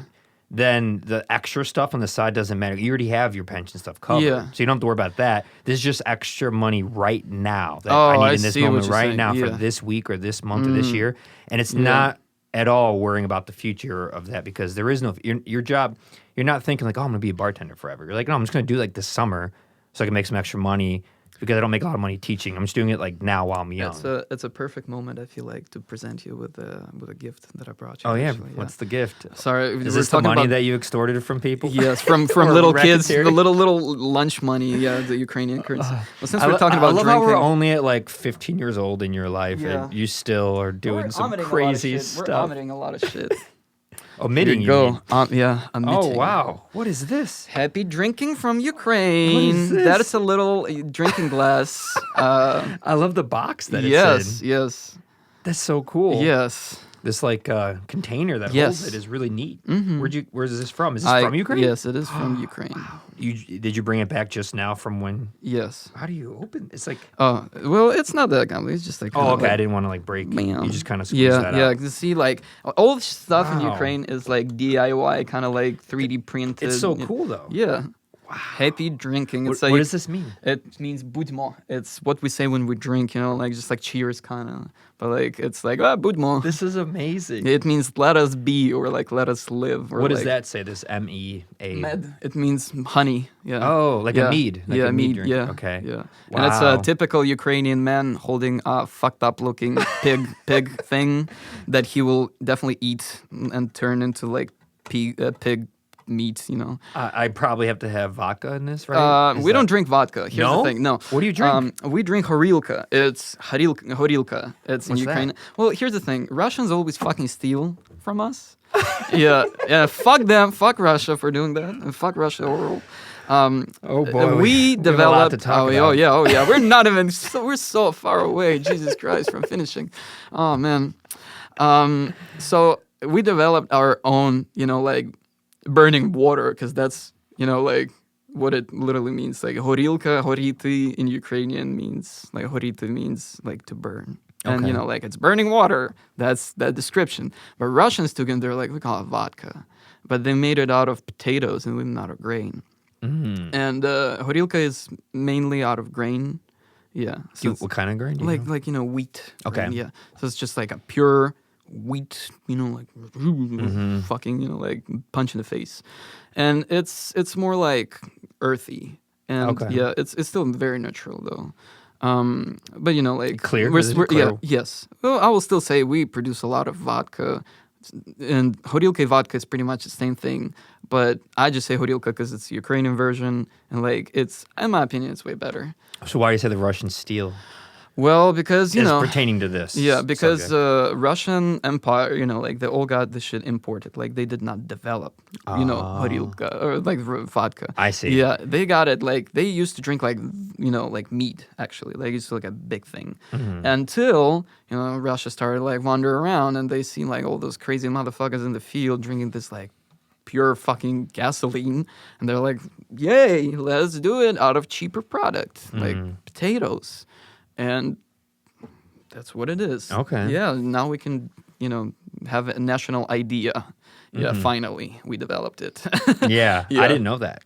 Yeah, that's why we have it, man. Yeah. That's why we talk about it. Yeah. There's a lot of things about our country is so like under discovered in America. And like, once again, I'm not trying to be like, oh, you should learn about it. I mean, it's also a problem that I feel like Americans and people that I talk to mainly just not interested in other things outside US. Like, they'll be very, very so invested in, like, oh my God, that happened, this happened in America. And I was like, dude, it's just such a small percentage of the world overall. Yeah. Like, we have this shit in there. Like, and even when you try to explain it, people are just kind of like tune out and be like, okay, well, it's some European dude, like whatever. Like what we have in here is more central. Because like, as soon as you go there, like I went with my roommate, last summer.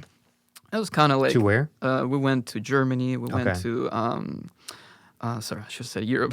We went to Germany. We went to Berlin for a day. We went to Hamburg. We went to Barcelona, where I met my brother after not seeing him for a long time. And we went to Porto and Lisbon. And it was a beautiful trip. But for my American friend, it was like, oh my God, no iced coffee. Fuck, how am I gonna do it? Oh my God. Yeah, it's like, yeah. I understand and respect your interpretation, your perception of Americans. It frustrates me. I don't really agree with that perspective of like just kind of worrying about yourself, superficially worrying about the rest of the world, but not doing any of the digging, the reading, the conversations, the listening. You got to listen a lot more because it's not where you're from, so you actually don't know what's going on. Yeah. And being very like national-centric, ethnocentric, America this, America that, but at the same time hating your country and yelling at your country, but then you won't do the work to learn anything else about other things. It's a strange cycle that I don't like or agree with. And yeah, I know. I wish more Americans weren't like that. I know what you're saying, and I agree with you, and it annoys me.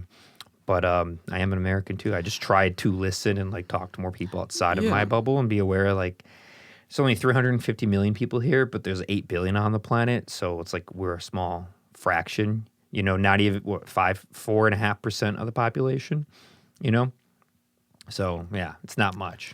It just frustrates me to, emotionally move here. You just don't feel like satisfaction from life. I don't know how to describe that. Maybe it's just elaborate on that. Yeah, I'll elaborate on that.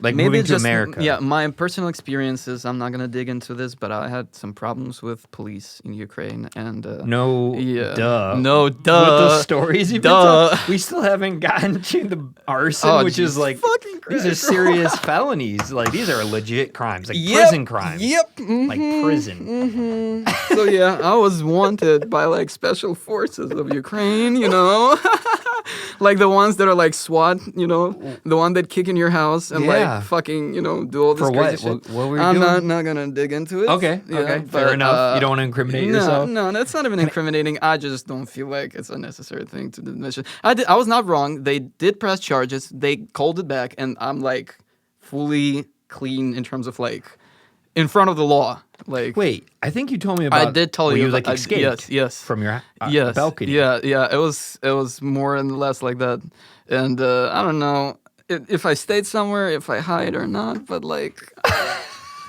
I think you said everything's okay now.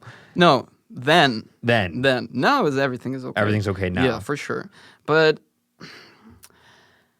we just went through this, and I went to New York, and I was staying with my family that I don't think got notified of the reason why I am there. What year was this that you stayed? It was COVID. 2020? 2019, 20, something like that. 2020 then. Yeah. So you went to New York City. Yes. From Kyiv. Yeah. And it was very rapid.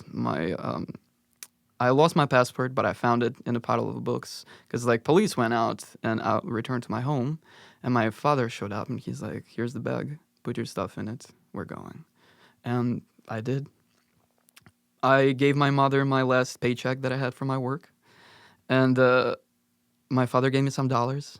I stayed in New York City for like 2-3 days, and then I took a Greyhound down to Albany, New York, the most exciting fucking place that I've ever been to. The Jesus state capital. God. I've been there too. I've driven through there once. No, you know what? Not gonna lie, I might shit in Albany, but like I don't have anything against Albany. It's you know it's a place. It's a place, and it's interesting now learning a little bit more about American history, how important that place actually was.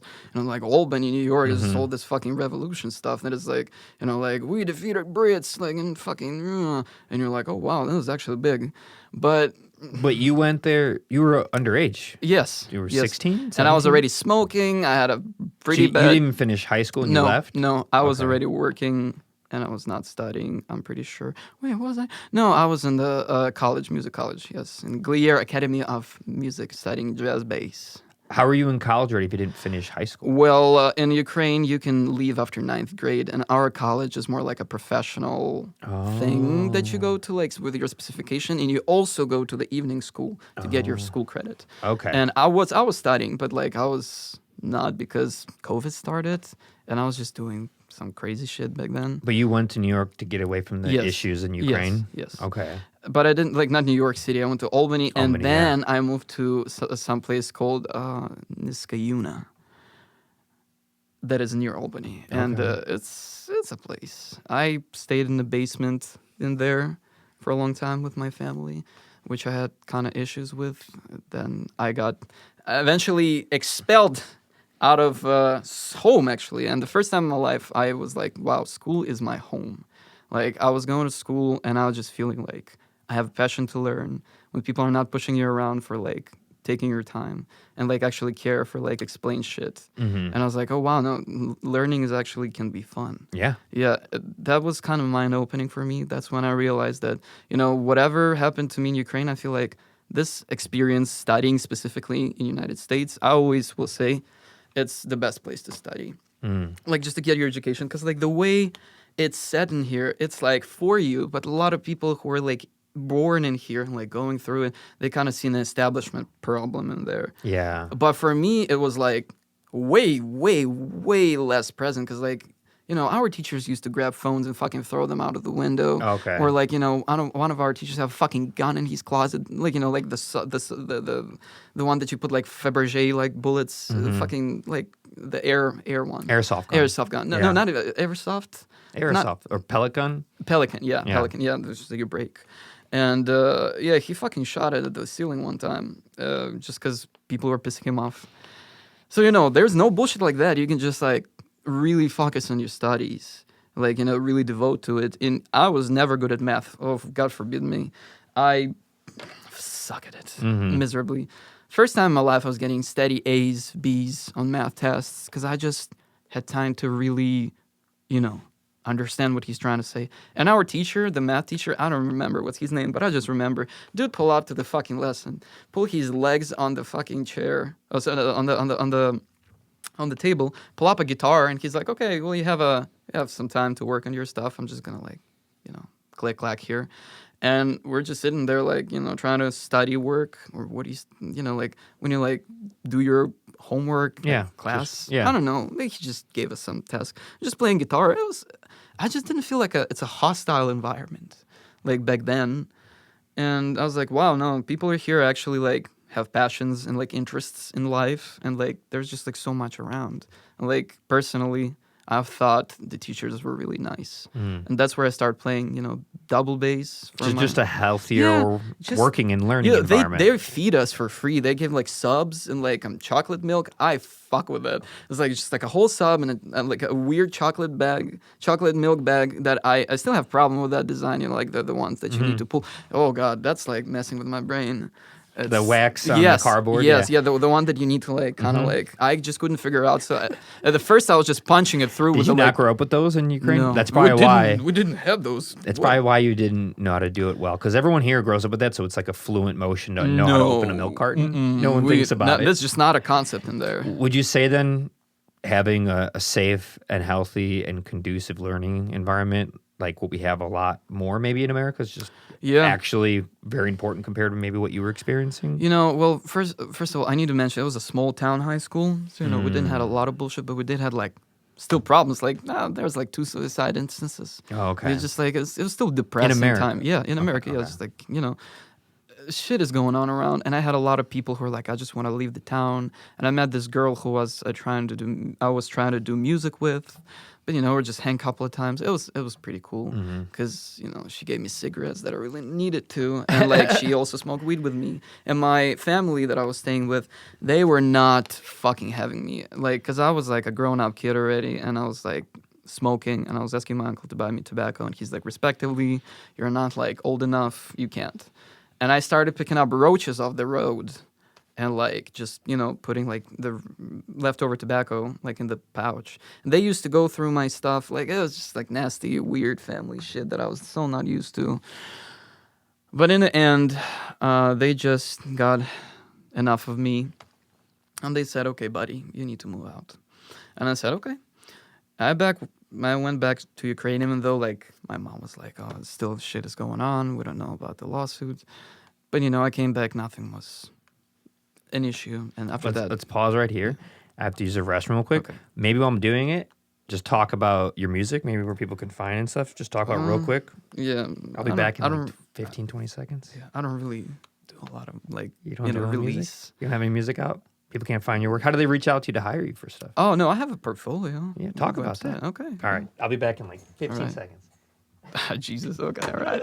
Oh, all right, we'll come to the business part of this interview. Jesus, okay, well, what I do for work, if you need a man to patch your audio gig or event, you can contact me. I will gladly do it.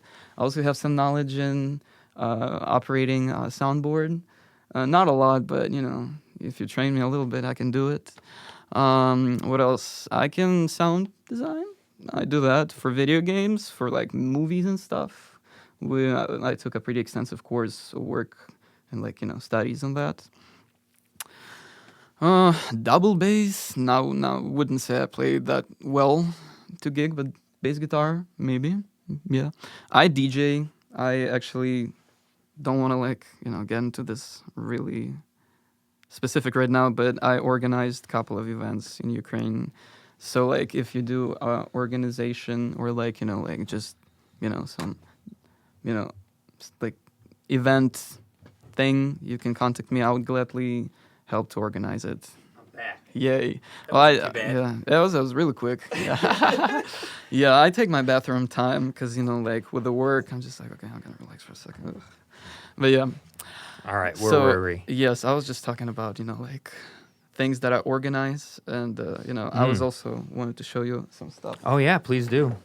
I don't know. I need to connect to Wi-Fi still. Well, good. Were you showing? I want to show you the event that I organized in Ukraine. Oh, for yeah. Yeah, that's just real recent. Yeah. What was it called? We called it a land lease party. Land lease party. Yeah, because we just straight up lied to people that I'm an American DJ based in Chicago, and I am currently looking. Jesus, what am I? Oh. I mean, you are technically a DJ who is living in Chicago. Yeah, but like I stole some name. It was like Crate Bug or something. It's just like some random Chicago DJ guy. I don't even know. Okay, I need to connect to Wi-Fi. What's what's the word for that? I definitely don't want to say it on the internet. Yes, okay. If you can just... I'll write it. I'll do it for you. Yeah. We'll face it away from Yes. people. I don't Okay. trust the world. No. No one's hearing my Don't trust the Wi-Fi. world. You know, you remind me of a It's really hard down here because it might not pop up the connection because it's upstairs. Oh, okay. Upstairs. I can just... We're in try in a cave of a basement. Yeah, I can just try to connect it to my phone. That is way better plan. But you actually remind me a little bit of a Nardwar. You know, I finally figured it out. Nardwar, like that guy. Yeah, that like the interviews interview. people. Yeah. Why? No, he don't ambush people. What? No, he's a music interviewer. I thought he ambushed people. No, he just walk up to people in the festivals and be like, "What do you think about that?" And he actually go really deep research. He do really deep research on artists, and he just like finds out about their childhood and just shocks them about it. They're like, "How do you know?" Well, that, I haven't man? done that yet. Yeah, but I mean, like, you reminded me with, like, you do not want, I do not trust the world. And he's phrases, rock the free world. And, it's just like, yeah, you remind me of him. And you're like, you do not, but you are like his alter ego. You do not trust the world. I don't trust anyone, and I certainly don't trust saying my Wi-Fi and password on the internet. Oh, no. I hardly trust the internet. Yeah, okay, I don't know, it's not popping up. But hopefully it will. Come on, man. Please. You're just trying to say the name of the place? Or? No. It's like my phone, like I can connect through. Yes, I already connected. Okay, good. Yeah. Okay, we have it. We have it. It's on the board. Okay, let me show you. I don't know how well it will capture stuff, but that is me. Okay, please. Show it to the world. Reveal it. Yes, okay.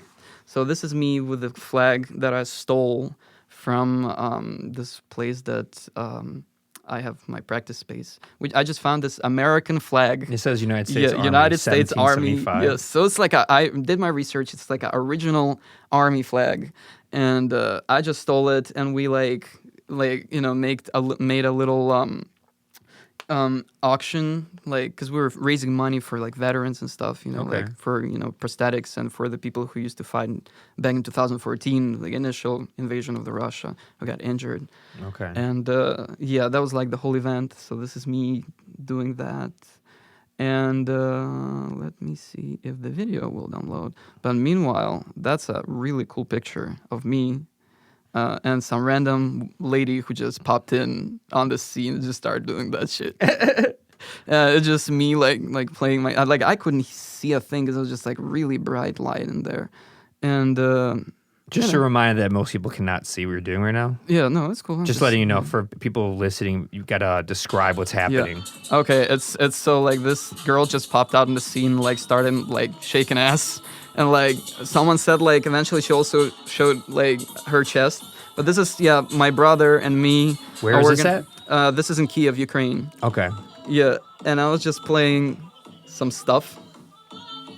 So it's like a mix of Chicago. Like my whole idea was like to bring Chicago music to Kyiv. Okay. Just like like I'm from here now, and I wanted like to bring like piece of that.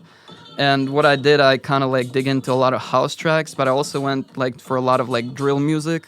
So like Chief Keef, FBG Duck, and like like all the Chicago residents like King Von. And this is the festival you were doing? It's an event that we did, but the festival I did two different projects. In 2022, I was working on doing a similar project, but it was like a festival. It was like a lot of different bands. It was like 2 days. But yeah, we were also raising money for... Any reason why you wear that cover? Because we're in Chicago, we're in, we pull a mask. I don't know, it's like weird. I feel like it's just like such a interesting style, like walking around Chicago. Like I figured out it's kind of like what people do in here, especially, like around the college area. Like a lot of guys on the Roosevelt station or like, more you go like Red Line Jackson. It's like a lot of guys who look like that. And I figured out people never want to mess with them. So I did the same. So people just don't fucking ask me shit. Like, just like I look aggressive and like I have a mask on and I am armed all the time, but like... I would be so scared. I would not recommend doing that. Actually, let me put the knuckles here. I would not recommend walking around trying to look like the other criminals that are wearing masks. I'm just used to this idea so much now, and people don't bother me, so it works. And No one bothers me either. That's because I'm cold-blooded, though. yeah, because I just stare right through them and don't like. Kinda, yeah. I do the same. You just got to be a little. You can't be so nice and naive sometimes. Yeah, it's just like a thing. I do it. Sometimes I get tired of people asking me for stuff in the streets. And the other day, someone asked me for something, and I just said, no, I don't know you. And they were not happy about it, and I just walked away. I also am a guy, and I'm not that small, so that helps. And I know how the streets work. I know the native tongue and the lingo and the codes, and I could see criminal activity from a mile away. But you got to teach yourself. You got to learn that. You got to educate yourself on it. It's also like a thing for me, like Chicago is considered to be like it's a dangerous city, like it's a lot of shit going on. But it never happens to me because, where I'm from, bullshit is going on all the time. Oh, yeah. And I just know how to like go through it without just even showing up in the space. Yes. And even if shit is happening in front of me, I'm really quick to like turn, or like if I decide mentally, okay, that's what we're doing, it's what happens. Yeah. It's just, I don't know, a lot of people get into trouble like really fearing the city, and that's how you get into trouble. When you look like you're tempting, you're scared. You're scared, you don't know what's going on, you look naive. Yes. Yeah. You need to just look. You got to like, be fluent. Yes, you got to look like you fit right in. Yeah. Mm-hmm. So when someone look at you and think, do I want to like mess with them? It's just not even about how big of the person physically you are. It's more about like how you carry look yourself. And like it's just, I don't know, you can sense it in the eyes. Yeah. And it's just a feeling. I don't know. Yeah, how to explain demeanor, it. how they carry themselves, behavior. Yeah. Yep. Do they feel scared? I recently started to go to boxing again. Oh, nice. Yeah, it's really helping me with like whatever's going on around Mm-hmm. lately. And it is interesting how you can just like, it's about catching people in their eyes even, like just like, because you're always looking them dead in the eyes. I figured out, I had a problem like flinching away, but looking someone in the eye, just it's more like of the mental contact, because you can flinch your body, but like when someone is going to attack, because they're opening their eyes, and like you can just I don't know, it's a very interesting, it's like chess, but like you getting beat the fuck up. Telepathic chess. Yes. Wait, let's go back. So you went back to Ukraine. Yes. After the New York, you were in Albany, and then you went back to Ukraine. Yes. Yeah, let me. You were like 18 now. Yes. 17, Yes. So why'd you go back to Ukraine? Because I got like my family got sick of me, and I never stayed in America. So you went back to Ukraine. Yeah. Was that the first time back in America after you left? Yeah. So you left at 2, come back at like 16 or 17, stay for a little bit, and then you go back to Ukraine. Yes. What are you doing in Ukraine?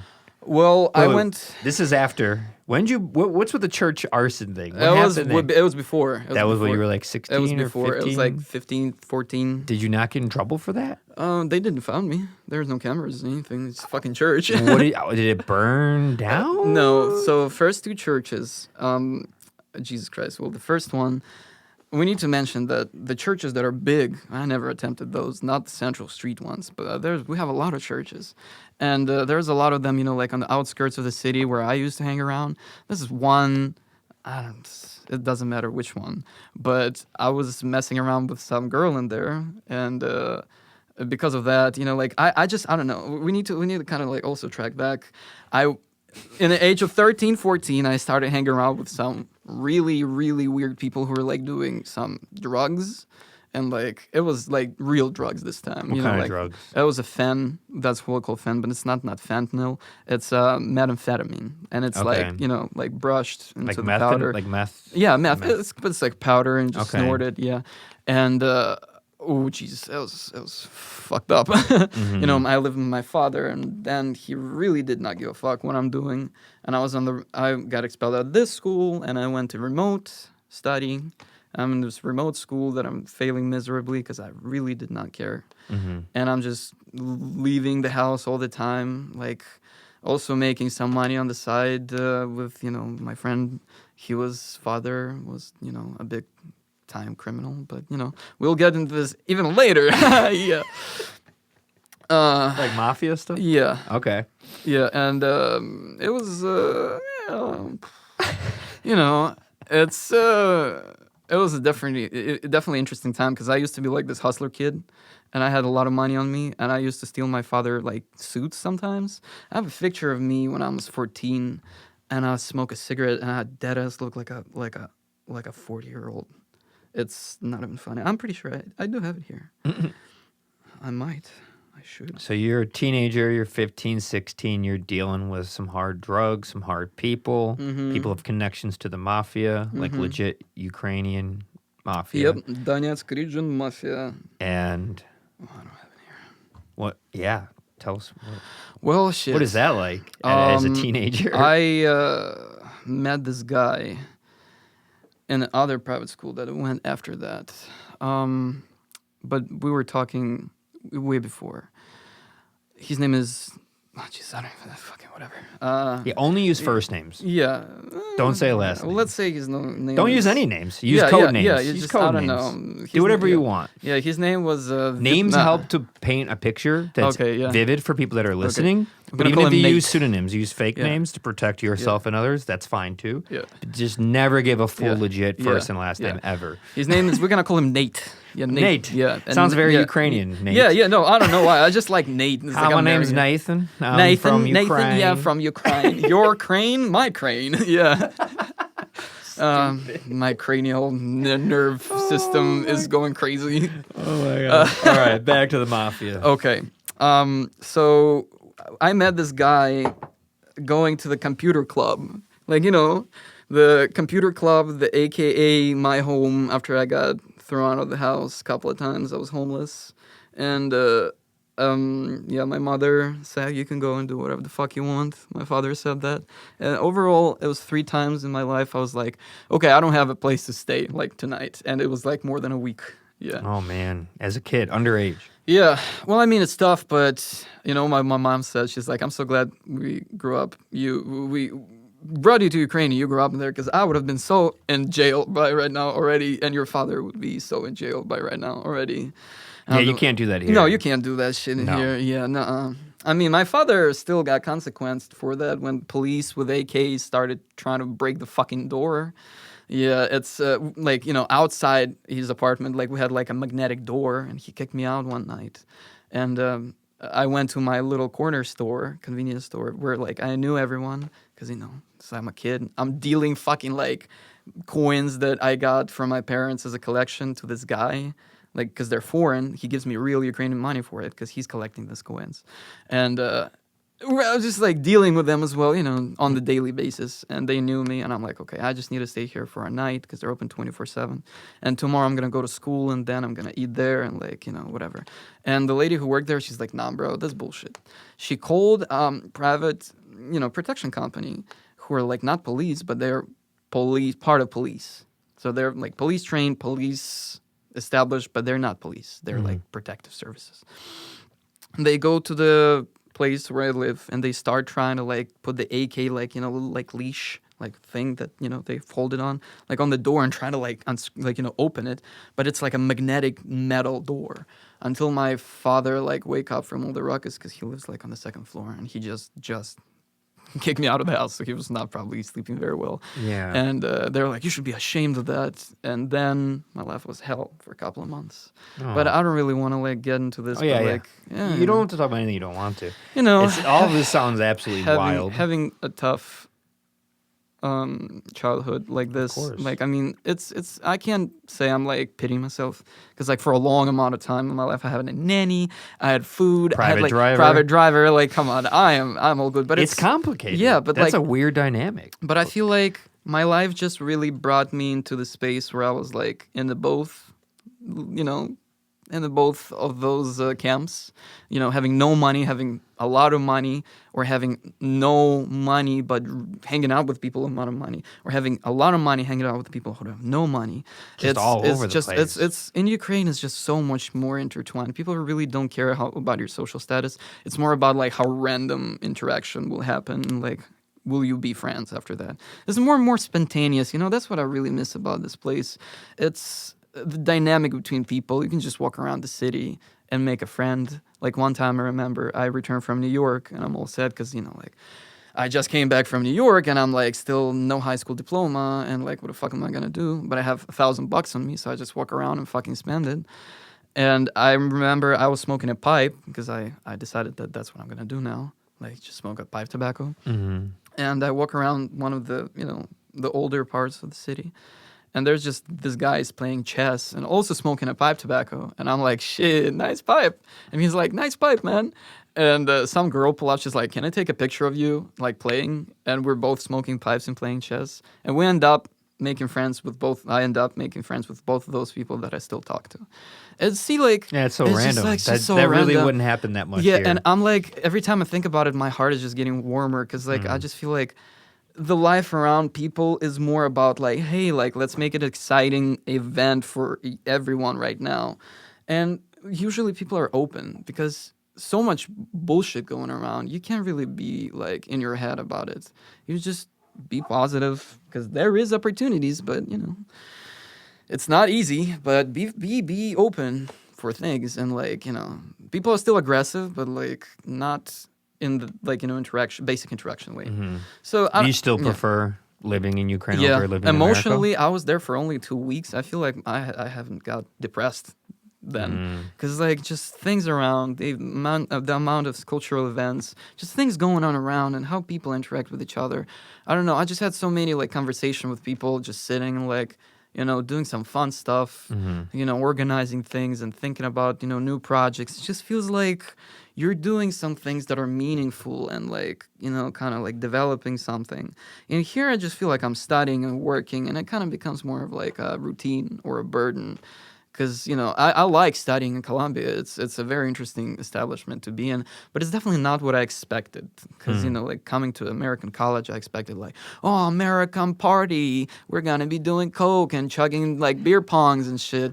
And You didn't go to that kind of school, though. No, it's not a party university. No, it's a practical university. It's a college. Like, I really like this about Colombia, though, because, it's an establishment where, professionals for professionals. We have people in the industry who are foot on the ground, and we do not have time to, like, mess around. Like, if you do not want to listen to the material that we give you, if you do not want to tap in, like, give it, like a lot of effort, you can, like, just hang around. You will get your diploma, but you're not going to, like, make it in there.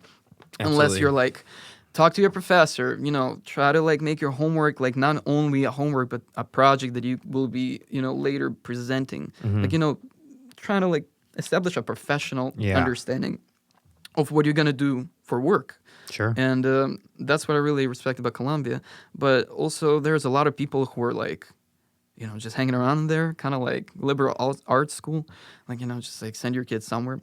But not in the music program or audio program. I feel like audio students or music students are very, determined on the things that they're coming in for. And there is still people who are like, whatever. But I feel like it's everywhere.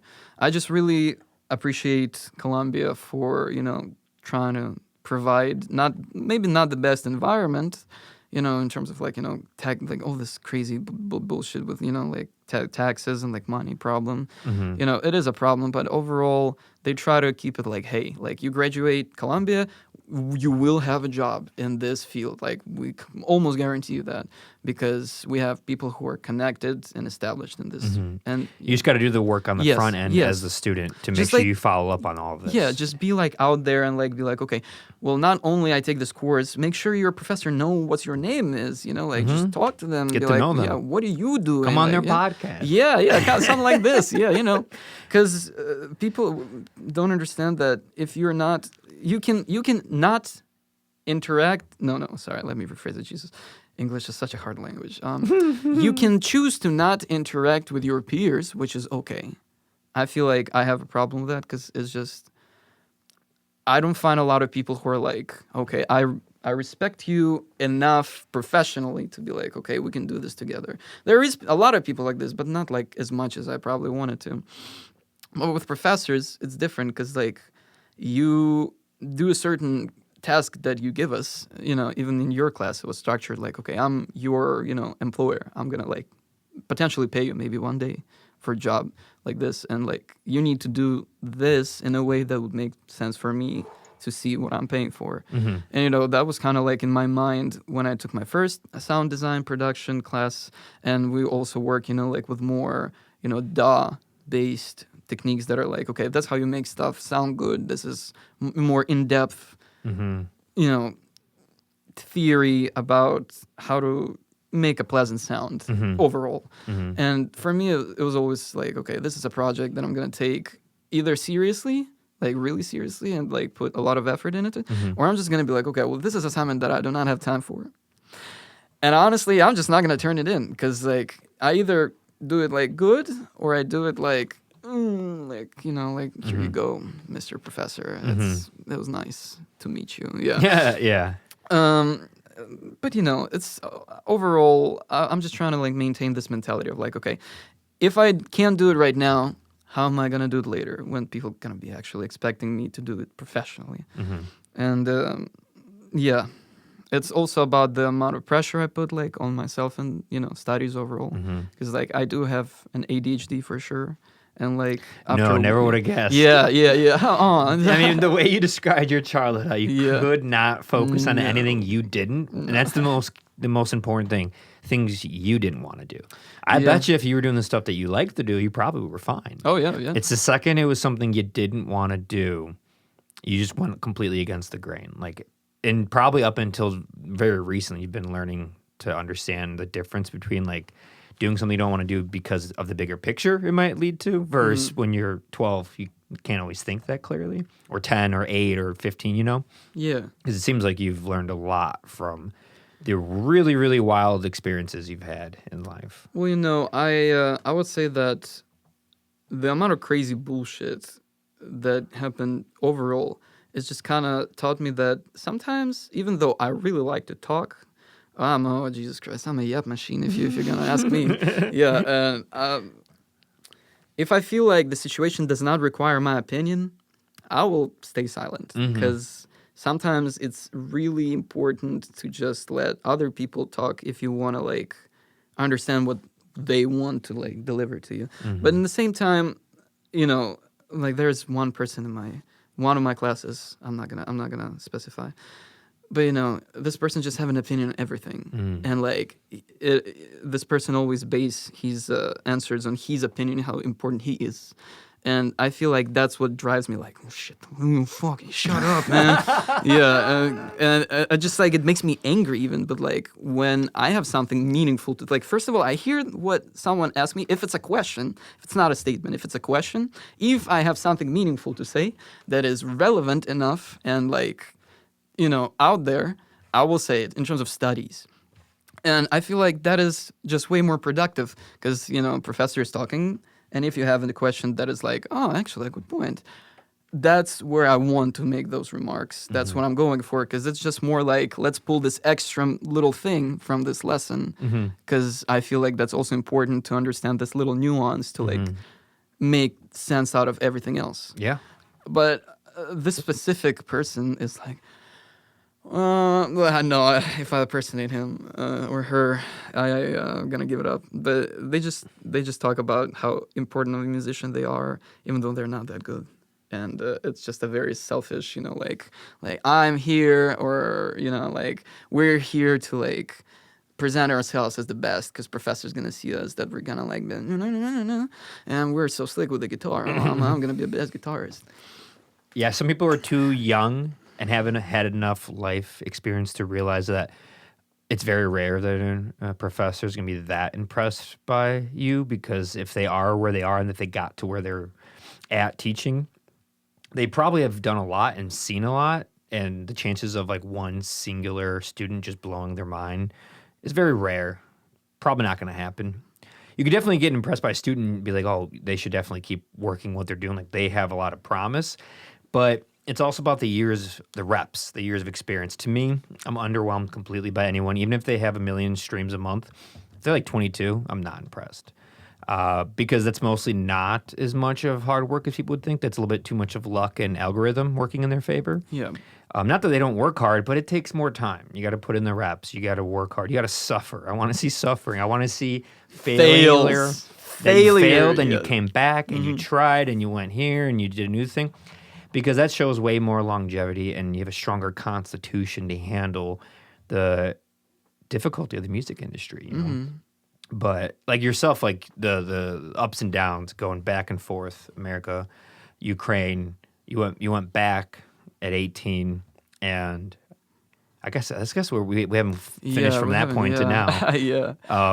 But that would be 3 years ago, Yeah. and that would be right when the war broke out. Close to it, right? No, Because no, didn't it no. break out 3 years ago? I stayed in New York for only 9 months. No, you I'm know. saying when you came back. No. Work broke out. I was already in Chicago. You were in And, Chicago. yes, I was in Okay. Chicago. So you went back to Chicago from Yes, Ukraine. but it was decision made with me and my mother, based on my legal status. Okay. Yeah, because I never had a Ukrainian citizenship. Oh, Yeah, really? You lived no. there that whole time? Yeah, Huh. just under my parents, because they're Ukrainian citizens and I'm not. My brother is not. That's so bizarre. Yeah, I What does know. that feel like to be an American Shit, citizen? I mean- but then you grow up such a Ukrainian human being, Yeah. like in every way possible. But you're not a citizen. That's Yeah. so strange. See, like that's a limbo kind of like. It also goes to show how like labels work and how Yeah. labels will mess with your perception of Absolutely, reality. You know? I remember before hitting a certain, age, I was like, being pretty, I wouldn't say cocky, but like, just like a little brat, It's just like, a Ukrainian hymn will play like, like a national anthem, and I'll be like, like we have a tradition, you put like a arm on your heart, and you will sing it. And I was just like standing there like, I'm not a Ukrainian. I'm not going to do that. I'm an American. And I didn't know American anthem. I still can only like maybe, recognize some parts of it, but I never knew it. I know Ukrainian really well. And still, it's been a tough problem still because I was applying for colleges and I was like not getting in for governmental assistance. And my parents paid like $1,000 each for a year of my studies, like $2,000 a year. And, for Ukraine, it's money. That's when we try to get a Ukrainian citizenship, and I did get it, but I never picked it up. And that's the thing. What do like, you mean you never yeah, picked it it's just up? like a passport was ready, and until you come in and sign it, you're not a Ukrainian Why citizen. didn't you do that? I don't know. It just didn't happen. And I don't know. Maybe I'm lucky like this because the war started. Maybe not because I wanted like to fucking, Wait, why would you say you're lucky? Well, because, people who are, if you have a Ukrainian citizenship, you are subjected to draft. Oh. This is non-negotiable, and you cannot leave the country. Oh. Yeah. Men in Ukraine are not allowed to leave. At any age? Nope. No, of course. Before 18 and after 35? 50. 50? Yeah. They're trying to draft 48-year-olds? Yo, we have our majority of Ukrainian army is like a grown-up people, like 40 years wow. old. Yeah. And Russian as well. Like they're all like just 40-year-old bizarre. people. Yeah. That's got to be the first time ever in Oh, yeah. history that it wasn't teenagers and 20-something-year-olds. No, we have a lot of those people, but they're just like trying to avoid it, like trying to get out. Different But generation. but the older generation, what they gonna do? Like they already have like They're established life Yeah, in they're not gonna Ukraine, leave. and like when our services, who are drafting services, come for them. Well, what are they gonna do? They have like the house, the Yeah, life. they can't just They leave. could just like if they go missing, their family's gonna be like like not well. Or there's a lot of people try to avoid Yeah, sorry. You're good. Yeah, a lot of people try to avoid just contacting with, people who can draft you, but it will eventually happen. Even my, when I was back in there a couple of weeks ago, my brother got this beautiful apartment. In Ukraine? Yes. In Kyiv, in the very old, like very beautiful part of the city, dirt cheap. It's kind of like a crack house, but like crackhead house. But like my brother is a DJ and like he lives with a couple of young guys. So like, it's a normal teenager kind of like environment. Like it's not crazy. It's just a little dirty. But, I'm also not like a perfect, I'm not a sanitation god for sure. But, staying in there with him, I realized, wow, it's such a beautiful place. And he tells me that the only reason why we got it is that the guy who used to live there got drafted just off the street. He was walking around and he got tired of being scared. And eventually it happened. He went to war.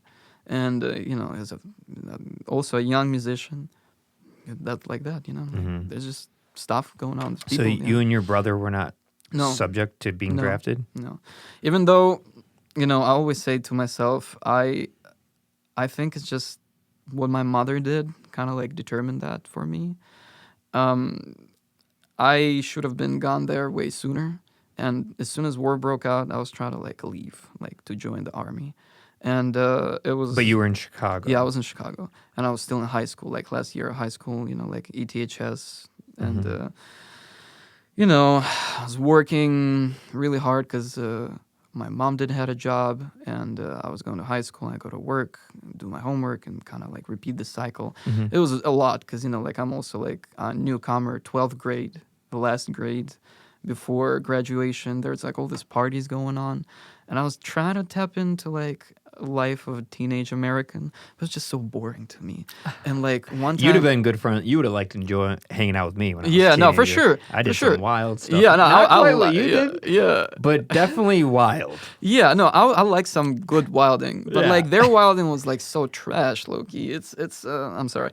Their No, make fun of it. Their time Please. the time spending that they were participating in was not quite fulfilling for me. So only time. Not I enough remember- racketeering. No.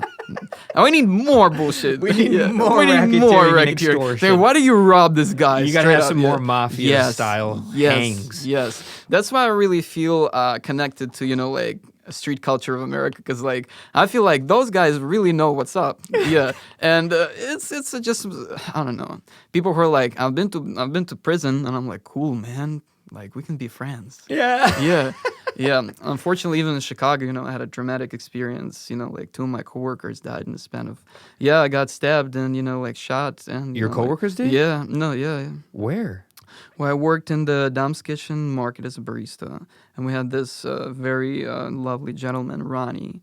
He's a young guy, and I really liked him because he was a dishwasher. He had 2 kids. It was actually a very interesting.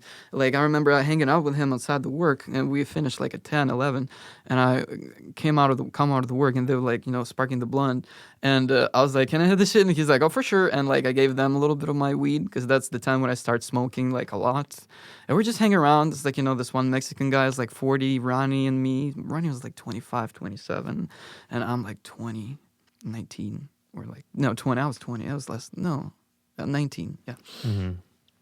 And after that, like business closed. We were used to hang around a lot. He used to play me his music, actually. He was a very talented guy. It's like raps were really interesting. And I moved to other place, no matter where. But I find the guy who also used to work with us back then. He said that he got stabbed to death, just walking around the wrong place, wrong time. Oh my god! And I was really, it's kind of like after even war started, and a constant reminder of like that death is unavoidable, and even. When we were walking, back to your place one time, I got hit by a car, Yeah. It's a really close call because, like a little bit, it seems like a light tap, but like... In the wrong way, it could ruin your life. Yeah, in the it doesn't wrong take way, much speed to hurt Yes, you if yes. you're not protecting yourself. You don't fall the right way. All it takes is slapping your head on the blacktop, Yeah, and you're done. yeah, 100%. 100%. Or almost done. You could be paralyzed. You can have amnesia. Like, who knows? Yeah, a good thing I like grouped up, like it's not your first time you've been hit by a car, yeah, right? Yeah, not the first time for sure. But it was still like, jeez. Oh God. Okay. Life is life. Stuff happens. But I'm just saying that it's just at the mind. It's a mindset. Like losing people at war and losing people around here in domestic, environment. It's just it kind of becomes your like everyday. Like not even. It's not a mood. It just becomes normal. It's kind of like it just you live with it. Kind of like. You just feel like it's behind you all the time. Mm-hmm. I don't know how to describe it better, but I just feel like looking at the people I know, like, okay, well, we can like die tomorrow.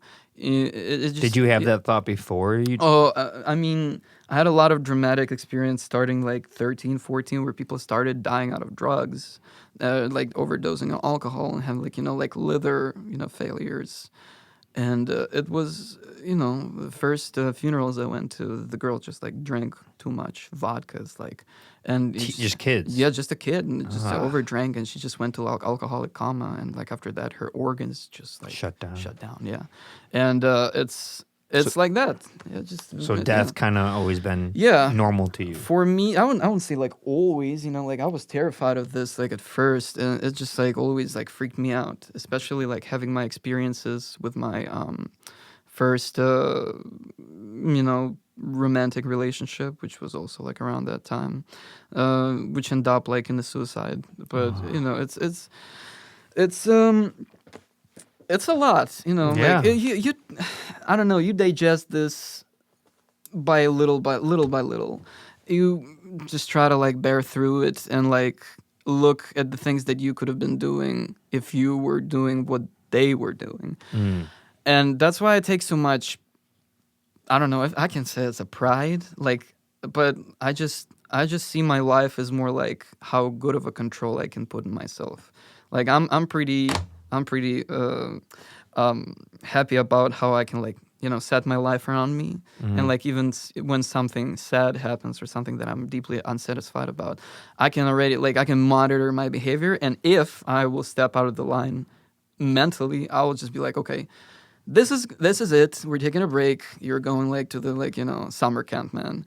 Like that's kind of like a system of the break is what really a good development of mine. I feel like just like if you're going crazy about something for a long time, you just need to say, okay, we are stepping out of this for a month, and then we're coming back with the clear vision on the situation, and then we can like judge and make decisions. So you take a good healthy break away from radical things happening, good or bad, just to clear your mind, think, reflect. Because like even when did you start doing that? I feel like after I got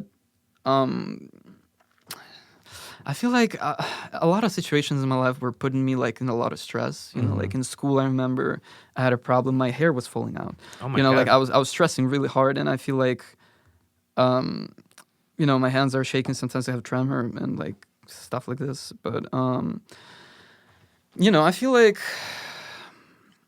I definitely like developed a certain mechanism of how to like connect, like how to communicate with myself, because I don't even see myself as like just one thing.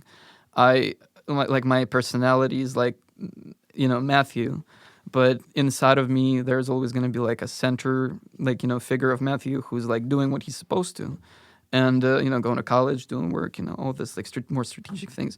And I have, I don't know, like an inner conversation with the like, I don't know if it's an entity. I don't know how to even describe it, but like it's just like a thing that kind of like we need to mess this shit up like right now, like this, in most radical way. It still exists. You need to mess it up. Yeah, like I just want to. I want to like when I sabotage. like what. Yeah, but like out of anger, if something like bothers me, I just feel like we're gonna like destroy it. But this one, I kind of like learn how to like pull it down and like be okay. No. We just relax for a second. Actually, I feel like I need some. You want more water. coffee? Yeah, all right, keep talking. I'll bring it right down. I'll bring it down. I don't want to talk when you're not here. It's just no Tell fun. a story that no one knows. Tell a story no one knows. Jesus Christ. Well, a story that no one knows. I think that story that no one knows is when, before I went to Chicago, I was with my brother, and like when I left to Chicago, like live here, and finish high school, I spent some time with my brother in the bar, and we were just chilling. It's a very nice bar, and we're drinking nice cocktail. It's a good summer day. And then a fucking motorcycle blew up, like parked couple of like, I don't know, like maybe 10 meters away, or I don't know how much freedom points it is, like in the feet. But it was funny because people were trying to put it down, but it was an electrical motorcycle. It just continued burning until like it just completely fucking burned out. Everyone just tried to put a fucking fire extinguisher or something like this on it or water. Didn't work. And then the fucking fire department came in and they were like, yeah, there's nothing we can do about it. I'm sorry, it's gone. Well, see ya. Yeah. And we're like, cool, awesome. Well, I guess we just continue drinking. Here's some delicious homemade cold brew. Yeah, I love coffee. It's kind of like because of the person I've been spending time with more recently. I feel like it's becoming like a thing for me. Like I really feel like smoking a cigarette in the morning and like drinking coffee just like sets me for a right mood to like not even be productive, but just like to not hate everything around myself, because like I already hate it on my body with smoking and drinking cigarettes. So like we don't need, like, you don't have a mental energy to be angry. You're just like, okay, whew, okay, we're just gonna do it. It sounds like you are always battling with being angry and how to reflect on how to handle your reaction to things. Especially in US, you know, it's don't blame the US. I'm just kidding. I'm just messing with you. Well, especially I'm saying like in US, because like people think here, people here think that, you know, like their opinion matter a lot, and I respect that, you know. Tell us how you really feel. But yeah, I feel Americans. like people just need to learn how to shut the fuck up. I agree with you. Yeah, and it's not even about like me not wanting to hear what you have to say. It's just there's just like wrong times for that. And like if we already have a conversation, let's talk about you when it's more, you know, like when I want to know something about you. Like, or like, you know, like hear an opinion or something and be like, okay, well, that's your opinion. I asked for it. I respect it.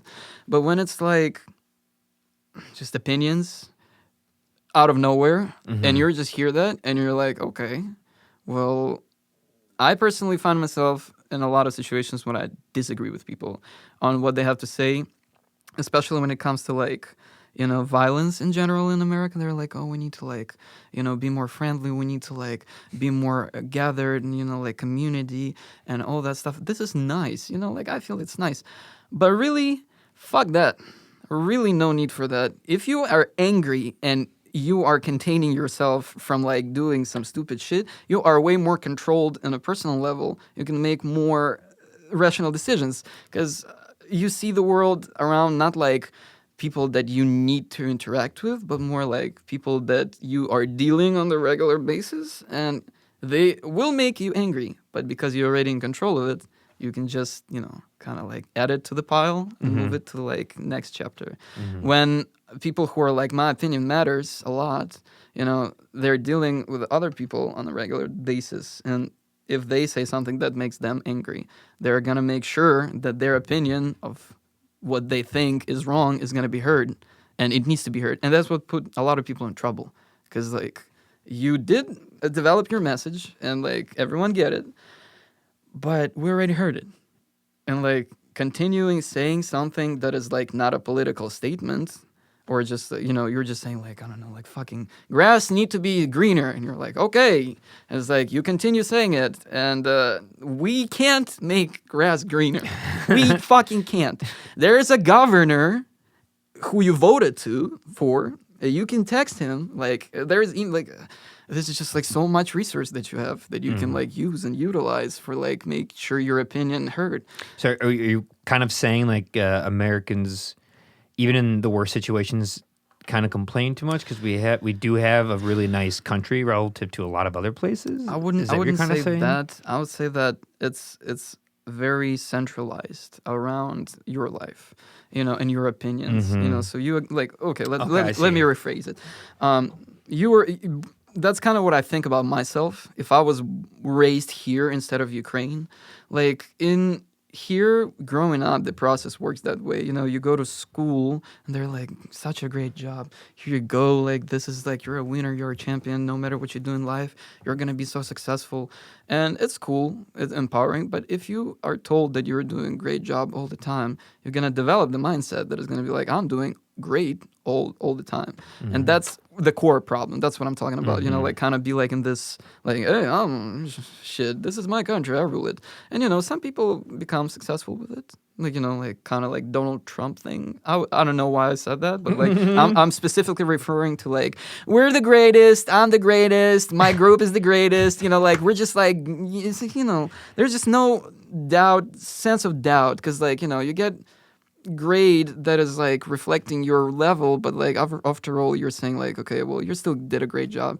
No one is saying like that was bullshit. So what method do you think works then better than this? I feel like what it's not even a method of education, it's like the development of that mindset that is like, okay, well, no matter what I do, I'll be great at it. It kind of like, I feel like that's the reason why people in the later years, like in high school, will have problems with, like focusing on education, because like they already know it doesn't matter, like because they're good at it, like on whatever level, and they've been told. Yeah. It could lead to a lot of mental health Yeah, problems. it's just like, I feel like people are just so overconfident in the things that are happening around, so safe, and like it's just like this environment of like we can spend this whole time like doing this instead of. Do you think the confidence comes from the fact that their world is a little too safe? The security around people is so intense that there's just no space for them to make those big, like things around them themselves, and they do it later. So what I'm trying to say that we kind of, going through it earlier because we have this space to like make those mistakes. And when you're a kid, it's still horrible, but it already happened to you. And now I'm 20, I'm 21, 22. I don't need to bother to like, go through it right now because I have this time to like, focus on studies or work or whatever goals I have instead of just, been going drinking and like doing all this crazy, insane shit. Even with more resource available. So, I see a lot of people in Colombia do this, for example. Like, once again, I'm not trying to say, like, everyone is drinking. But it's irresponsible drinking. That's what bothers me. Yeah. We did that when we were, like, 14, 15. We'd, like, drink the whole bottle of vodka and pass out. Like everyone does normally. Let's do the irresponsible drinking at 14. Yeah, absolutely. Get it out of the way. Yeah, let's start smoking when you're 13 or 12. Yeah, just do it, man.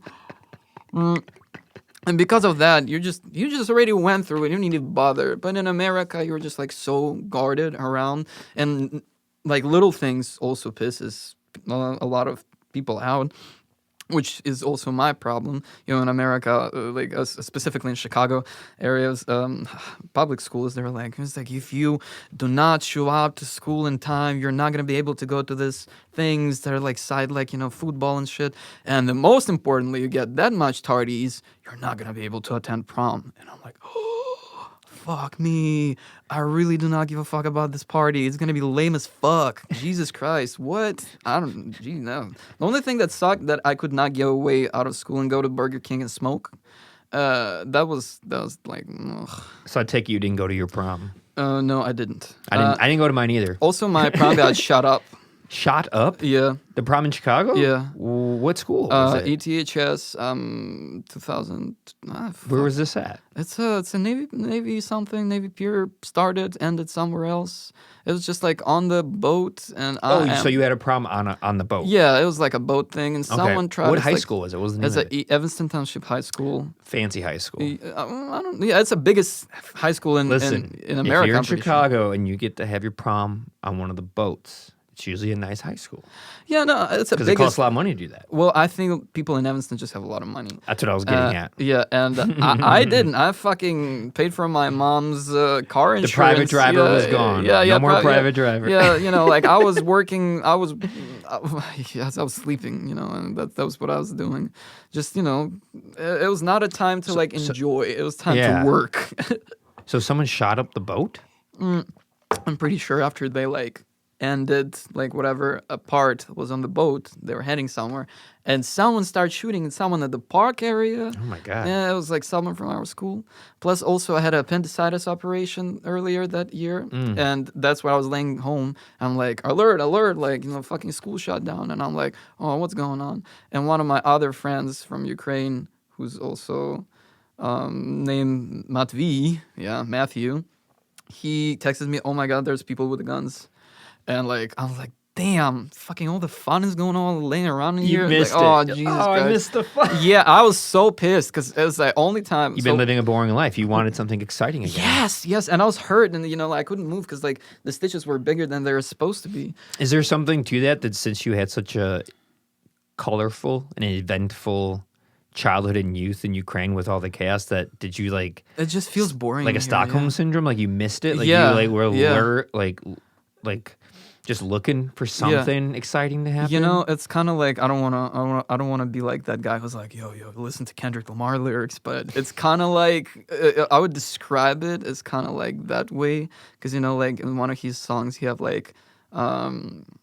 a passage about a person liking this type of life, liking like the excitement. the excitement out of it. And I went through some connections that were like dangerous, but overall, I wouldn't say like it was every day like bullshit. It was maybe every 2 or 3 days, but overall it was just pretty. It's still more than the Yeah, average 12-year-old, but it 15-year-old. felt eventful, like you're rushing your fucking like adrenaline system, and like it's just like, oh god, okay, we're doing it. In here, it's like homework, college, Yeah. and it's like okay, it is stable. That's what I want to say. If you're looking for stability, you need to move to United States. It's a great country for that. Like just work, home. Like If you want picket stability and fence. safety. Yeah, like 2 cars, like a You family. want an exciting life? Yeah. Go to Ukraine. You want to exciting like go anywhere else. Yeah, not United States, because like here, well, I mean, you can go to like Nashville or like fucking like I don't New know. Orleans. Yeah, New Orleans. Yeah, I would definitely go to like New Orleans because I feel like they're getting. I love it there. You've been there? No, It's a great place. I've only been to Wyoming, like Illinois a little bit. Oh, I hope you live here. Yeah, I went to Wisconsin a little bit. Okay. Been to Indiana one time. Okay. Like I don't know, I haven't went a lot around United States, and that's also a thing. I feel like maybe I just need to move to South. Just like You more. need to move around Chicago or Illinois and the United States more. There's a lot. Yeah. It's such a weird country because it is really large. And Yeah. way larger than most countries. There's only 2 or 3 countries bigger. But it has the most ability to travel. Like if you're a citizen here with a driver's license, you can go to 50 separate countries. America's essentially 50 countries in one, and it's amazing. It has unbelievable landscapes that you can't really get in other countries, all within one country. From the biggest ocean views absolutely. to the biggest mountain views to beautiful forests to deserts. I mean, it's amazing. Listen, Stunning. I had such a eye-opening moment when I was talking to my roommates. And I said, like, yeah, Wild West, that's cool. With all the LA stuff, they're like, wait, hold on. LA is not Wild West. No. I was like, what do you mean? And then the moment of realization came in. Because in my understanding of the world perception, I just learned how the city look, like, on the map. And that's, like, kind of like, the directions that I set. So when I learned about, like New York and where are we, I was like, okay, well, west should be like, up. Oh, sorry, that's north. West should be like left. And I figured out left means like Los Angeles. But they're like, no, that's more like southwest. Yeah, and after that, I opened the map and I started to look, like how U.S. structured. And I realized that Wild West is literally like, it means lefter and upper. Like it was like it was still Canada, Rocky Mountains, down to like other states like LA or like it's a big country, Huge. and when you realize that it's I was just like, wow, I haven't been traveling a lot, and I realized that my experiences that I'm basing my opinions on are also very limited. And you should do some road trips this summer. You should go Well, around see, the country. I kind of set my plan after graduating Columbia. You graduate in May? No. I'm graduating. There's still like this semester and like next fall? Yeah, next fall. Yeah. Okay. And then I'm graduating, and I thought about maybe staying a little bit and like traveling, but then I think I need to like make a rapid move because like if I stay in the United States, I'll stay in the United States. And next destination I think is going to be Kyoto. Japan. Japan, yeah. Right. Because I've been studying language for quite a bit, and I feel like it's interesting. Like doing all the audio experience learning in Chicago, I feel like it'll be so much way more interesting than like staying here, like working here. Like it will be easy. Like I know that because I already do that. But in the same time, I feel like moving there and like meeting that culture with all of their, more precise, like, the way how they approach this specific industry, like music and audio, they're just like way more precise with it and like more calculated. Yeah. I feel like it will be a very interesting experience for me. Do you want to do further schooling there or just work there? I want to go there. So my plan is go there like make sure I understand the language fluent enough to like speak with people. So that would be like fourth language, and that's kind of a good portfolio for me. Maybe work as a translator after all. I don't know, like whatever comes with it. But I really want to like meet people who are working in the music industry in Japan, because I know that's a big chunk of it. Like there's a lot of big producers from United Kingdom, America, from Netherlands, who work in Japan, because it's just like such a massive music hub. The people have a lot of appreciation for it. Yeah. And plus, I think like Japan is a very rapidly, their technological aspect is so out there. Yeah. Maybe Taiwanese is good, but like I'm not talking about like specifically, computer engineering. I'm talking about, like everything that is regarding technology and sound. Yes. Japanese made always meant like you're gonna feel that. You're on the precipice of what's happening if you're going to a place like Tokyo, where think Sony, think Sansui, think of these sound companies, these stereo receivers, speakers you have. They come from places like Tokyo or Japan or South Korea, Seoul. Yeah. A lot of them. And then, if you think of the Western world, you think of like Germany also. Yeah, especially. Austria, like the amazing with Sennheiser, AKG, Neumann, Telefunken, like really good stuff. Everything, yeah. Yeah. United States is a great business hub, though, I'm not gonna lie. Like that's where they kind of meet in between. Like that's kind of like it's a status quo that United States have. Like if you already establish a business and you want to go like worldwide, you need to get your products to the United States somehow. And maybe later I'll come back when I feel like I want to do business, because once again, I would definitely choose United States as a retirement place. Because if I decide to be like, okay, I'm set with money, and I already have like a business, or a certain amount of like income that is generated, I'll be like, fuck it, because here you can go golfing, you can, I don't know, it's a safe place to retire. It's just like a place. So not Ukraine. Yeah, it's just. I would definitely have an apartment there if I could. Like, ideally, it'll be like. What's I the don't dream? Know. I have like a big dream, and I have like a smaller dream. It's all property based though. Like my original dream is to buy like a lighthouse somewhere like in Greenland or like some remote. In Greenland? Yeah, just like, or just somewhere like where it's like icy and cold, just harsh environment. And I just want to grow my own stuff, like like potatoes or like tomatoes and tobacco. Just kind of like build. Have fun growing tobacco in a cold place. Well, yeah, but like, unless you have a greenhouse. It's a lighthouse. You have a greenhouse. Yeah, you can have a greenhouse with a lighthouse, and and it's just like remote. It's more like like okay, maybe Ireland, like more like cold Pacific, or like.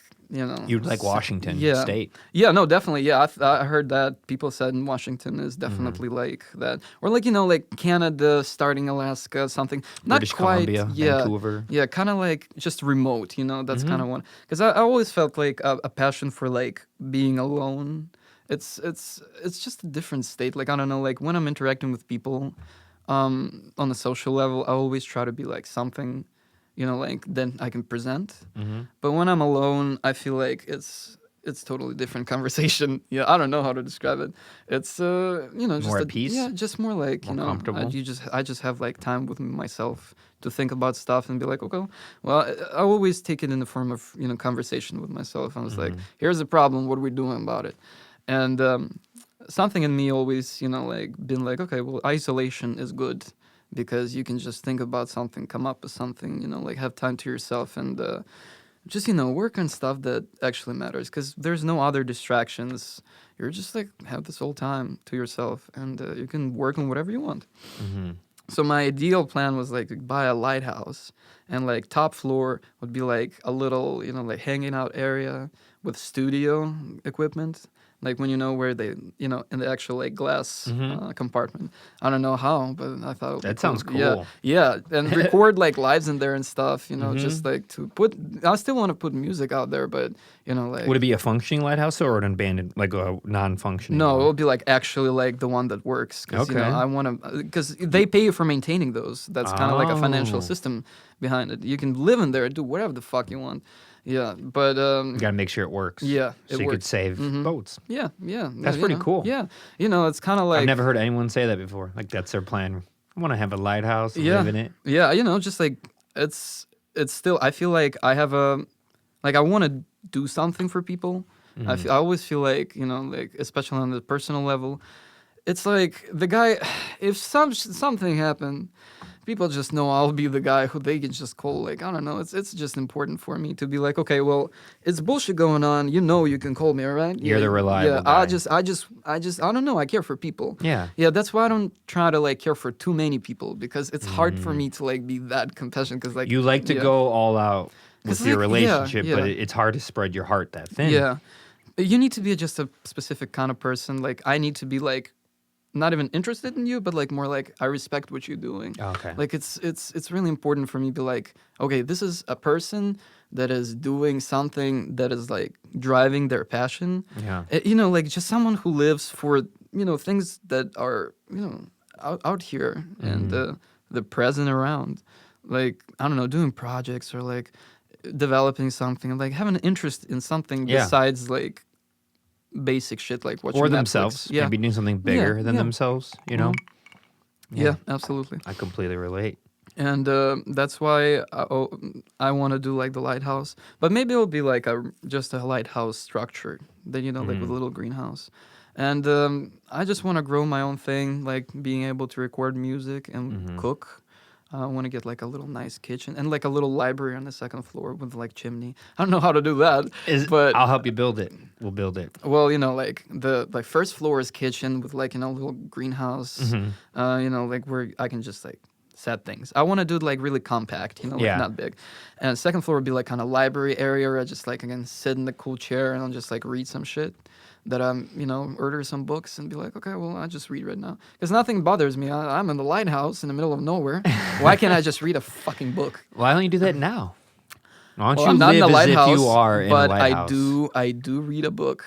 That's good. Yeah, I recently been trying to read a book or like listen to something, especially when I work out. It's a very interesting thing. Just like kind of, you're all like sweating your ass, and after that you just listen. It's like in 15th century, learning about the history of Kyiv. Yeah, it was just like, oh, holy shit, yeah, I'm improving. Yeah. But I mean, like, for me to really enjoy the book, I want to have a specific environment. Like I want to, like, right now the best one I had recently, just like a smoke in a pipe, just reading it like for a long time. Like an old man. Yeah, just like old man behavior. I don't know. I always feel like fucking geezer. Like it's just I already feel like I just want to sit in the chair, smoke my pipe, and like. You sound like an old man already. Yeah. Do you think it's because you've lived a fast life? Yeah, I guess. You've lived a pretty intense forever. It's kind of for years. Ukrainians and for everyone from Eastern Europe. It's kind of like that. You'll talk to them and you'll be like, "You're not wrong." Yeah, you're just like, "Oh fuck, man, I'm like ready for like a good rest." But can you like go into depth? Life is not easy in there, and like it mainly takes really fast for people to figure out that you either make it in there or you're fucking not. And like, if you want to make it, you need to move fast. In America, you have the privilege to be like, okay, I'm going to school, and we go to Starbucks, and this, yeah. I'm gonna have a gap year. Yeah, I'm gonna go hiking. We do not fucking have this shit. No. You are going, all the pressure that they put in you is like, you need to be something, or like, the constant reminder that you're gonna be a fucking like sweeping, like streets, which is in Ukraine is bullshit, but in America is actually a respective job. And it's like what they say, like, you're not gonna be shit. You're not gonna make it. You need to earn money, have an education. It's like you go.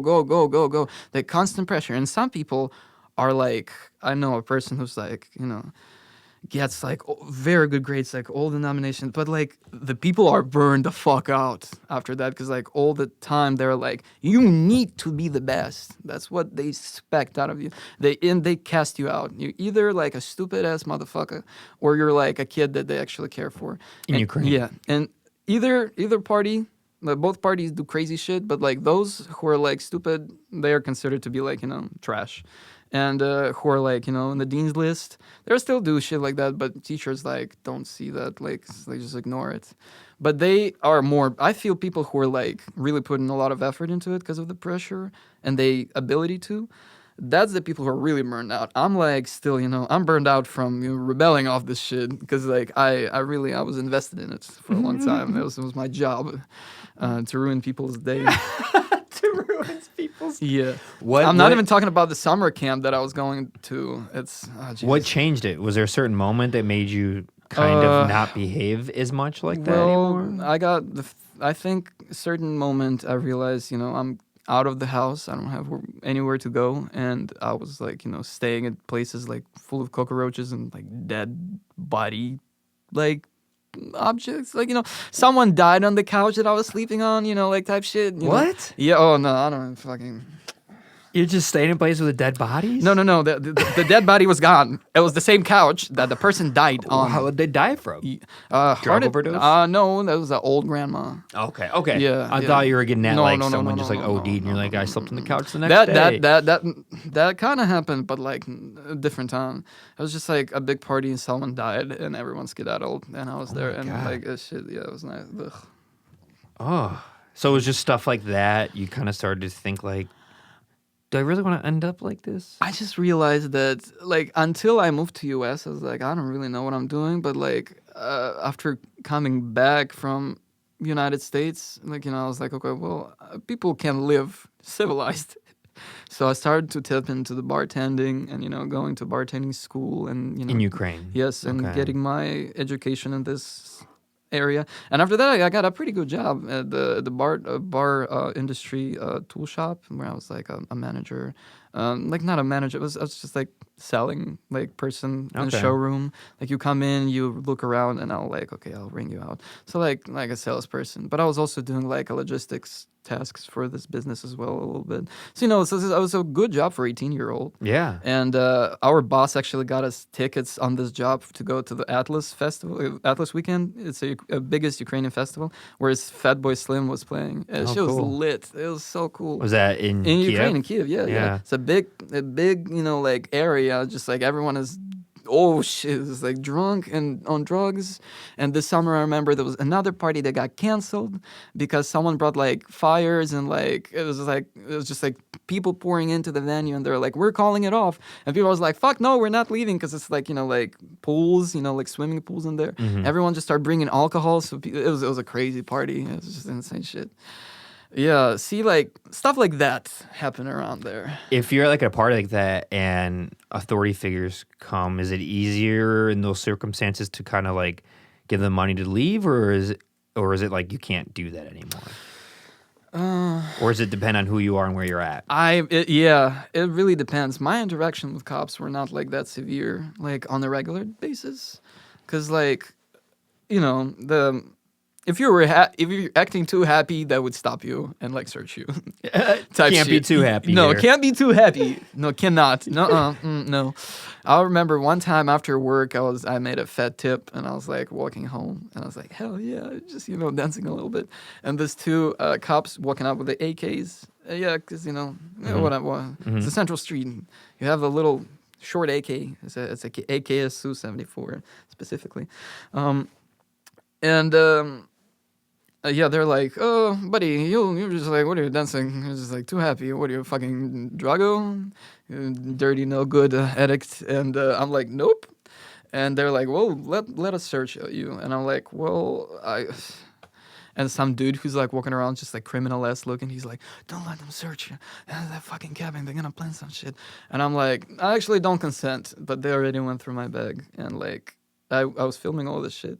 I have this video actually somewhere. What'd they do? They took your money? No. They just checked me. I had no drugs, and there was too many witnesses. But I bet they were trying to plan something for sure. But like they was just like weird, yeah. But other times I remember when we were forced to abandon drugs because of police and run away from them. That was like, that was sad. Losing your load is always like better than going to prison though, or jail. Shit, yeah, for sure. No, I mean. Yeah. Do you ever deal with that? Any jail stuff? I mean, I was apprehended. I don't know if I ever told anyone about that, like in my family, because I don't know who's gonna be watching this. But well, I mean, we were drinking and like, oh god, I organized this trap house. Well, one time, me and this lady that was with, doing like all sorts of drugs, and she's like, damn, I wish we could just like rent out the house for a night and just like go and like fucking do all sorts of things. And I'm like, okay, my friend here is a is a very relative to a very powerful person, and we can definitely organize it for you. And she's like, for real? And like we're both like hanging around with this company of people who are like just father okay, it's just like a criminal guys. They're like all flashing money and shit, and just one ask and they kind of make it happen because they have apartments. And one of them like, okay, well, we can't really. After that, we told them what we were going to do there. No doubt they like they didn't know what we were gonna do there because like his father still tried to be like a religious person, and he's like one of those guys who's like go to like church on the Christmas, or like like on the Jesus, aka Jesus birthday day, and just like put some money into the priest's like big pocket and be like, we forget about our big sins, but we do the small ones, and we are sorry for that shit. And we couldn't tell him what we were about to do there, so we kind of started asking his friends around, and they were like, nah, bro, but like we do have like call this, because they're like staying on the houses because like they need some places to hide, and they know where people who are not asking for your documents at least. So that was like a good lead on. And they gave us this contact of the lady. She was like, okay, any documents? And I'm like giving her my fucking passport, American passport. It was like kid's photo. Like I was like literally I don't know, like 8 last time we went to American Embassy to like renew it with my mother. And it was already punched through, so it was like expired. But she didn't know English. So yeah, she fucking took it, and we had the whole entire house on like fucking 14th floor, this old Soviet Union era building. And everyone brought drugs, and we brought alcohol. And it was a nasty night. We heard a police, and we started like panicking. And it was after that some Jesus fucking Christ. Well, it's underage activities that I everyone participated in, and it's just unfortunate how early we were introduced to I don't know, in my case, is it unfortunate or not, and for other people, but like I just feel like introducing like the whole sexual aspect of life to a person this age of 13, 14, I think it's a little still too early. It's so normal for people where I'm from that we don't really think about it, because you ask everyone, it's just like, when was your like first like experiences like that? It's always really like, I don't know, like majority of people will say it's a pretty early experience. And it's definitely, I know a lot of people who got in trouble with all the sorts of disease, because you're like 14 and you sneak out, like you're not. It's unsupervised. You don't know what you're doing, and like there is no protection whatsoever. And it's just like it's very like random in the moments, even I would say. And it's drugs and alcohol, and it's a lot.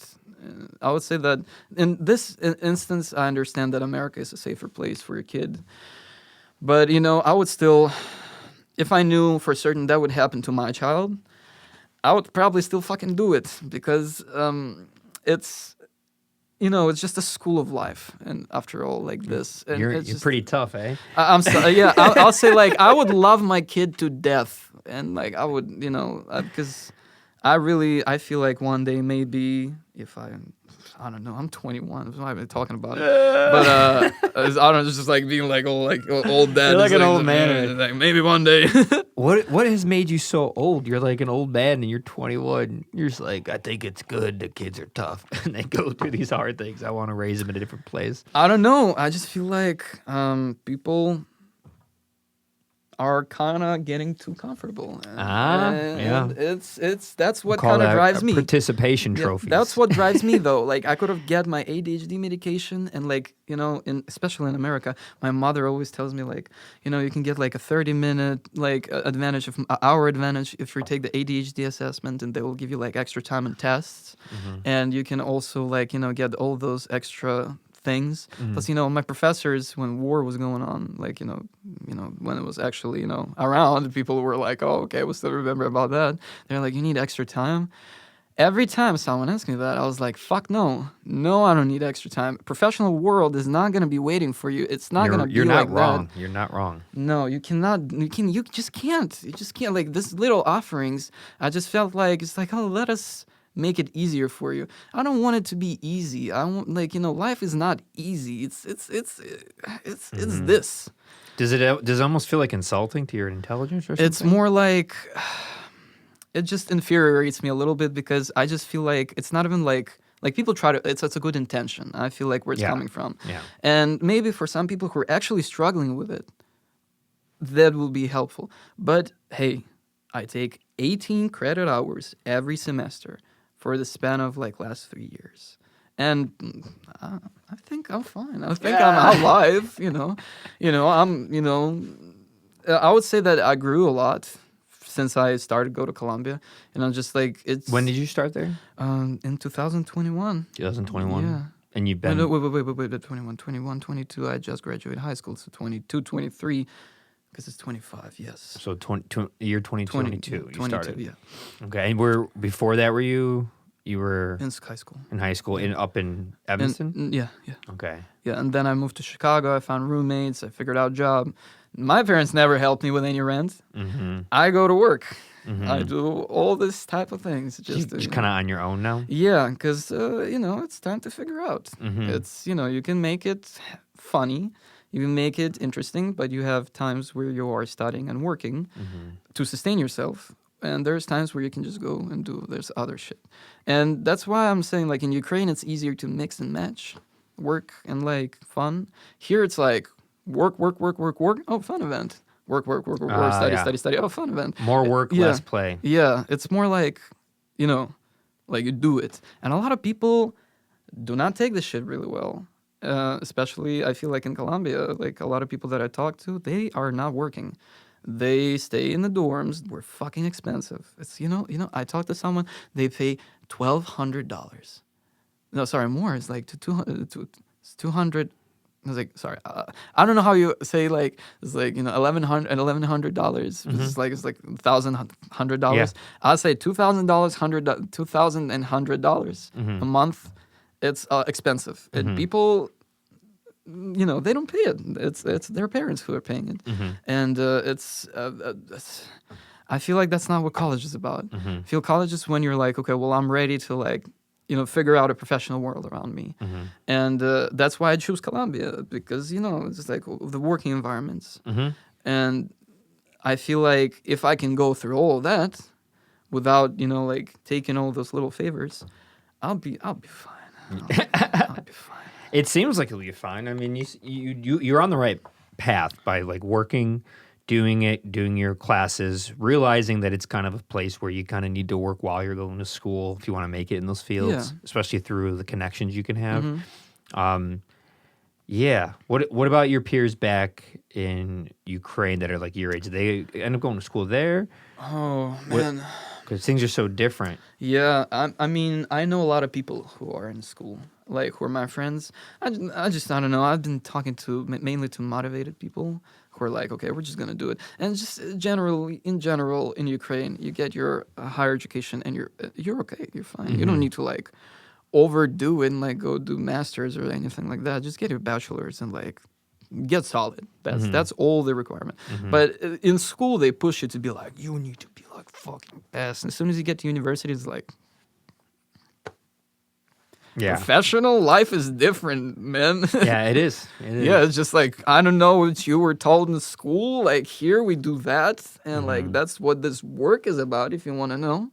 But, like, we really do not give a fuck. Because, like, government, it's in Ukraine, higher education is government and it's free. So, like, we talking about that, we're very social in these terms because we have, like, free healthcare. It's shitty, but it's free.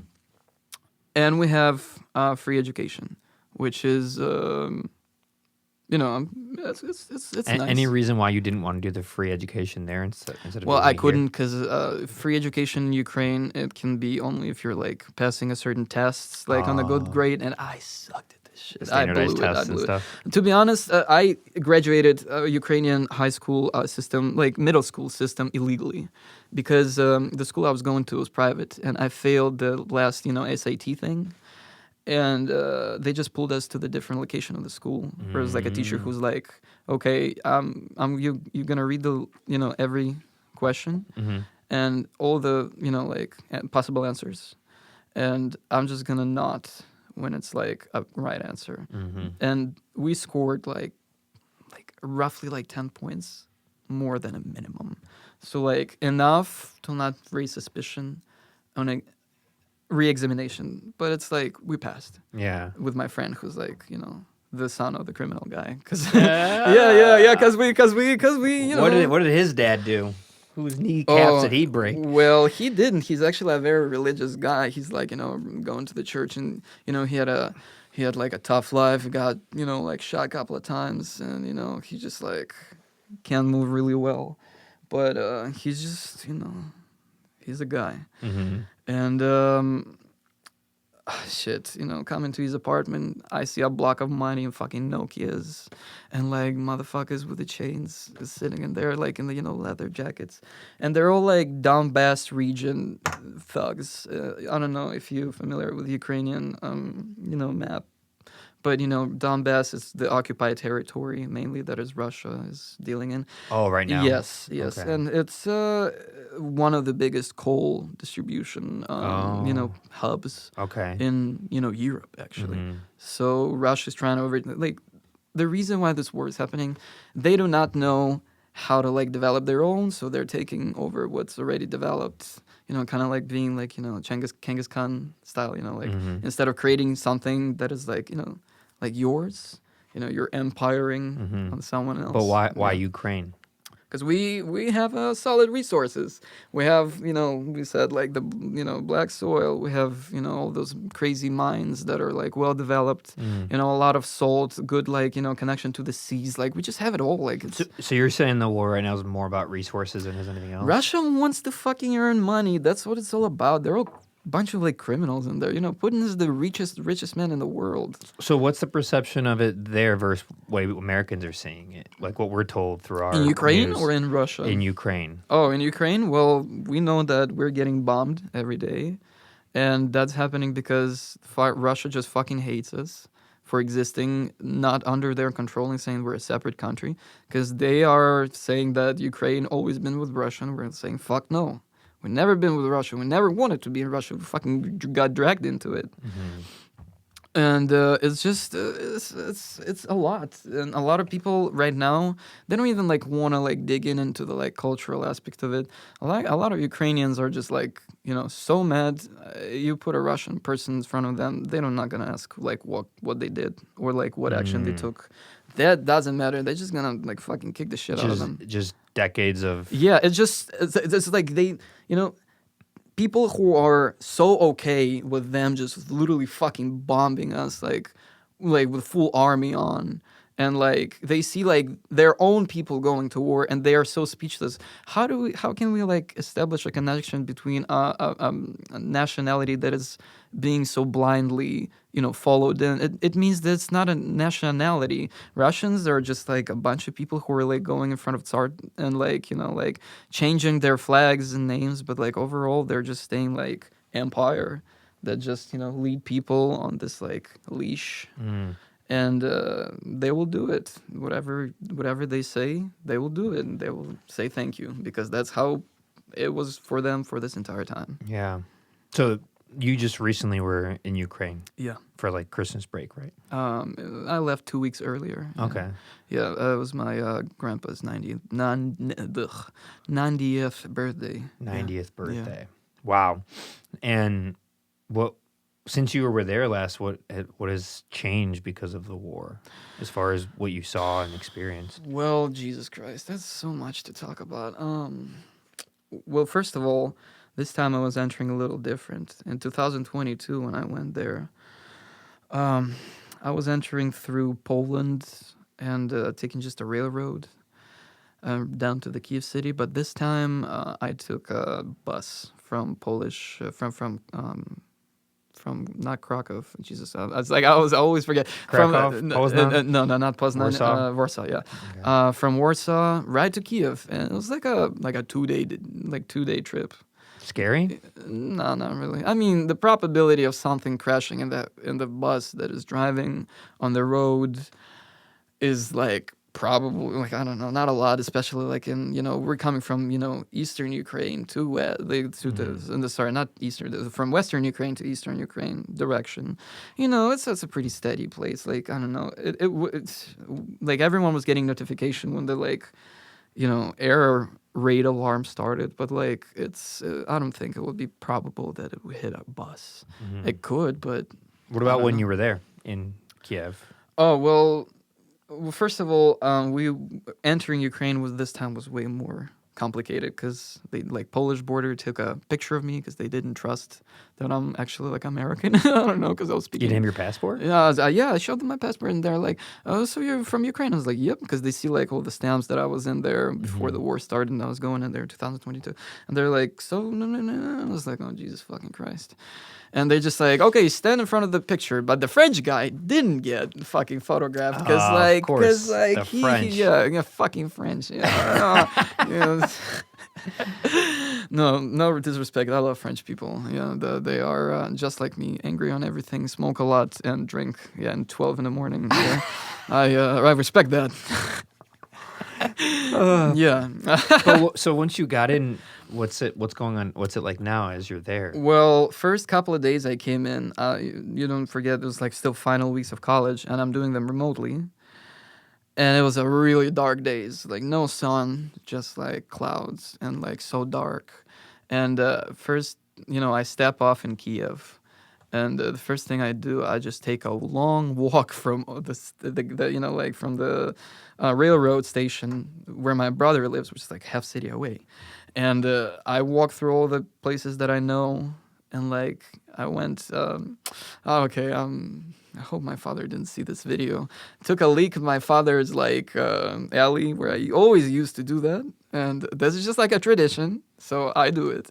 And I left him a note in his car, back in the city, because I don't know why. I just did that. Mm-hmm. And I went to my local grocery store, the one that called the cops on my dad, and this lady didn't recognize me, who worked there, but after that she started to. She's like, "Oh shit, you're back," and I'm like, "Yeah." Oh great, and you're back. No, she was actually glad to see me. She said "You got so thinner," and I'm like, I was like, "Yeah, thank you." And I look all different, and I don't know. And it didn't have tattoos. She don't remember me like that. And I come in there, and the store is really empty, and that was kind of a first realization of oh shit. Stuff is not the same. It's just it's right. It just hits right in. Because I remember this place used to have all shit, little sandwiches, drinks and fucking whatever. And they didn't anymore. They just, had some basic, milk, eggs, kind of see a bodega on your neighborhood that is just vacant. Just not making it. Mm-hmm. It's sad because, I remember this place, I steal cigarettes from there. I exchange money in there, for whatever purposes. It was a hub for me. And now it's just dead, and it's just one person working in there. And this lady said that she got a grandkid, and, the pay is not the same. So I was like, fuck it, man. Just gave her $60 because it's for me, it's that's $60. Mm-hmm. I don't know. I don't want to be $60 is nothing, and I am a pretty poor person. But I was God fucking damn it! If I was in her age and I had a grandson who's in Poland because of war, and with all my family, and I'm not making it for medication, I fucking want to kill myself. That sucks. Isn't that crazy? Full circle. Yeah. The place you were at where you used to steal cigarettes, you go back, and it's a place you just give them $60. Isn't that wild? Yeah, I mean, I always felt shitty about it, but I didn't think about that when I was doing it. I was just like, man, like I really don't want people to suffer because she called cops on my father. This lady did it for me. How can I fucking not give her 60 bucks?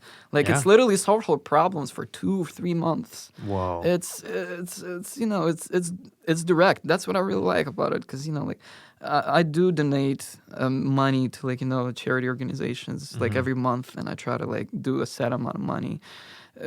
It's still you know a contribution that I can provide that is you know I feel no pardon me I can definitely feel like I am you know contributing from my safe stay in the United States. Sure. And you feel a sense of duty to go back it's and like help? you know sometimes I it's tough decisions that I need to make in my life, and you know lately my mother been asking me, so like you're like around the college and you know what are you gonna do. There's so many options. I can like go to the United States Army because I don't know, I know Ukrainian, Russian, English, and Japanese. Like why the fuck, why not? It's a good gig. I feel like I can do it, and you know I feel it would provide me with skills that I can later implement to help my country.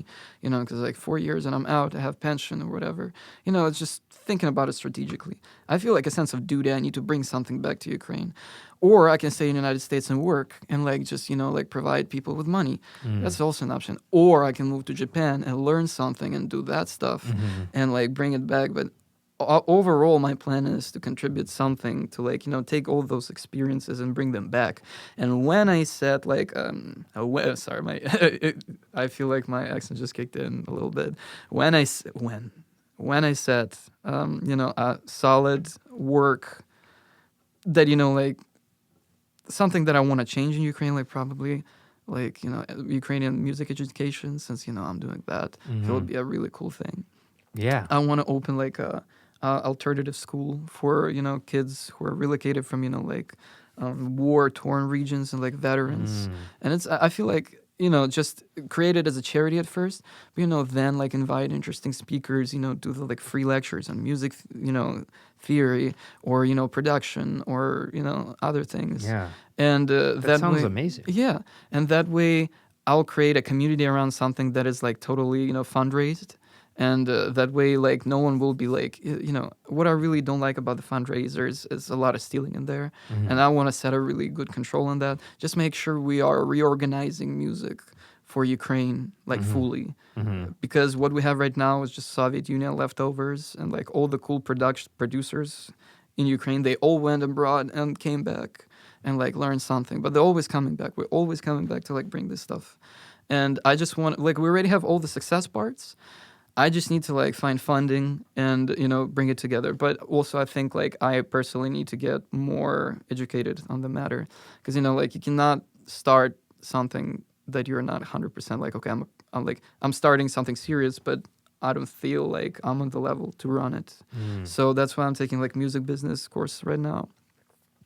And I also take some plans in, you know, maybe when I go to Japan, like work in production or like, you know, on the studio or something related with, you know, organization, because more you know about the subject, easier it will be for you when you actually build it yourself. Yeah. Because you already went through all of that. So you'd be like, okay, well, instead of like, you know, starting like an audio crew, if I ever want to, because we can also do that. Imagine if like it was like a freelance, you know, opportunity for people who are coming to our school to work in audio crews. That's so interesting. You know, like creating like maybe like us, you know, like a certain, you know, shop of equipment, and like someone wants to run an event. Cool, we are ready to take this work because we have people who are teaching audio for free, and now we're providing them with jobs that are supporting us and them. So, you know, like, just, like, you know, do that. It's like, you know, and know who's A1, A2, A3, what responsibilities they share, who's doing the soundboard, who's patching stuff, who's, you know, how to run all these things. I think if I will be able to, you know, create a project like that, that will be meaningful enough for people to change environment inside of Ukraine, especially in Kyiv, drastically like that, I feel I will be feeling like my duty is completed. Yeah. You should do that. I mean, that's a great idea. Yeah, it seems like there's not really a better person than someone like yourself who has that duality, the experience of like America. So much of it being born here, but then growing up in Ukraine and then going through all that stuff in Ukraine, then coming back here, then going back there, then coming back here, getting educated, growing, maturing, being healthier with how you handle stuff, like learning from all the crazy stuff, dealing with what you've dealt with the war, like having that perspective is huge. Yeah. Because not everyone gets that perspective. You know No, what I mean? definitely seen some, some stuff. And, it's not even about the things that you see that are like really close to you, territorially. Maybe like you'll get shelled for a couple of hours. But it's more about, like the environment that exists around it. It's just, Like bombshell? yeah, it's more of a, how to say, it's definitely just like a thing that exists around you. Like the war just brings such a different aspect and like change on the things and how you operate. First of all, your literally daytime is changing because we have curfews. You cannot go outside at night. It's the time when shit is lurking and Russians might be doing some shady shit. And especially lately, they've been funding some Ukrainian teens to like burn, armored vehicles. Stuff Russia like this. has? Yes. Russia's been paying Ukrainian teens to burn their own vehicles? Yeah. Whoa. Oh yeah, it's a full out informational war. You ever heard about Telegram? Yeah. Yeah, that's what we use in there a lot, and it is such a crazy place because it can be a drug marketplace, be a regular messenger with your mom. It can be a fucking illegal distribution of information, like literally like crazy shit, and it can be news channels. It can be anything. It's literally like a messenger that you can like do anything, and Ukraine and Russia utilize it in the military because they communicate through it. They communicate through Discord. There's like it's like the modern world of American technology and other technology that is implementing right now in there is just it's everything. It's not like a singular thing. We have like drones that are flying like 20 kilometers in. We have like little drones that are like fighting bigger drones, and it becomes a war of technology. It's so crazy. Yeah. And it's also doing like all this like undercover shit. Like take teens who are like easy to influence inside of Ukraine who are like already in there. You don't need to like send like a specifically trained dudes. You just pay them and say like, "Oh fuck Ukraine," like they're authoritarian government. Do it? Yeah. Oh my god! Yeah, they got arrested, going for life because it's like during martial law, it's a treason. So. Oh my god! Yeah. Wow. Do you know anybody that has dealt with something? No, like that? not my friends ain't doing that. Nothing like that. No. Your friends are fighting? My friends, yes. Yeah, I have a lot of. Unfortunately, I have a lot of friends who are not with us anymore. Oh. And on that note, I probably could go take a bathroom break. Yeah. Okay I mean, we could. We could end. I mean, we're at over 3 hours. Oh wow. I feel like there's still some stuff. Yeah, go ahead. I think I got 22 minutes left out there. Okay. So yeah, we'll finish up soon. You go ahead. No, you're good. Do your thing. Oh boy. Oh, he's going to the restaurant now. This is some heavy stuff. What a life this man has led. I don't even think we've scratched the surface. I think there's a lot. Because of his experiences and what he's been through and done, probably can't talk about or shouldn't talk about. But I have no idea. I didn't know a lot of this stuff about Matthew. He was a student of mine and a really good student. That's why I got to talking to him. And then he always had fascinating stories and a very honest storyteller. And I was like, oh, man, you have really unique experiences, especially dealing with the war in Ukraine and being a music producer at the same time and putting on events there at the same time while, like, being an American citizen, but growing up there. It's very unique. You don't meet many people like that, so I wanted to have him on. But I didn't know all of the stories that he has and all of the connections and the stuff he's leaving out or omitting from the story, probably for legal reasons, I guess, because it sounds like he's done some wild stuff, but a really, really intelligent person and has done a lot of growth because he sounded like he was going down a wild path that probably would have ended up with him dead or in prison. That's what it sounded like. Instead, he's getting a good education. He's smart. He's changed his life around and still going through a lot in Ukraine. having, fought in the war and having a lot of his peers there, which is where we're at right now. And also, this shot glass he got me is really cool. You almost don't want to use it. It's like a work of art. Oh, I hear him. He's coming back. He's back. No, it's okay. We've covered I was just talking about how cool you are. How your stories are wild. I don't know. So, sorry, you said we don't have a lot of time. So I wanted to talk about the events that I was doing in 2022. Mm-hmm. That's kind of like, I feel like I just talk a lot about, everything else, but like not about what I do. So pretty much like, war started and I was trying to go back, but, since trying to go back to Ukraine, and from Chicago, but my mother literally confiscated my passport, and she didn't want you to go to war. No, she literally hid it, and by the time I was, like able to get it back, we pushed Russians out of the Kyiv region, and I was like, okay, well, I'll finish high school, fuck it, it's not that immediate, By the way, what you just said, you don't hear often.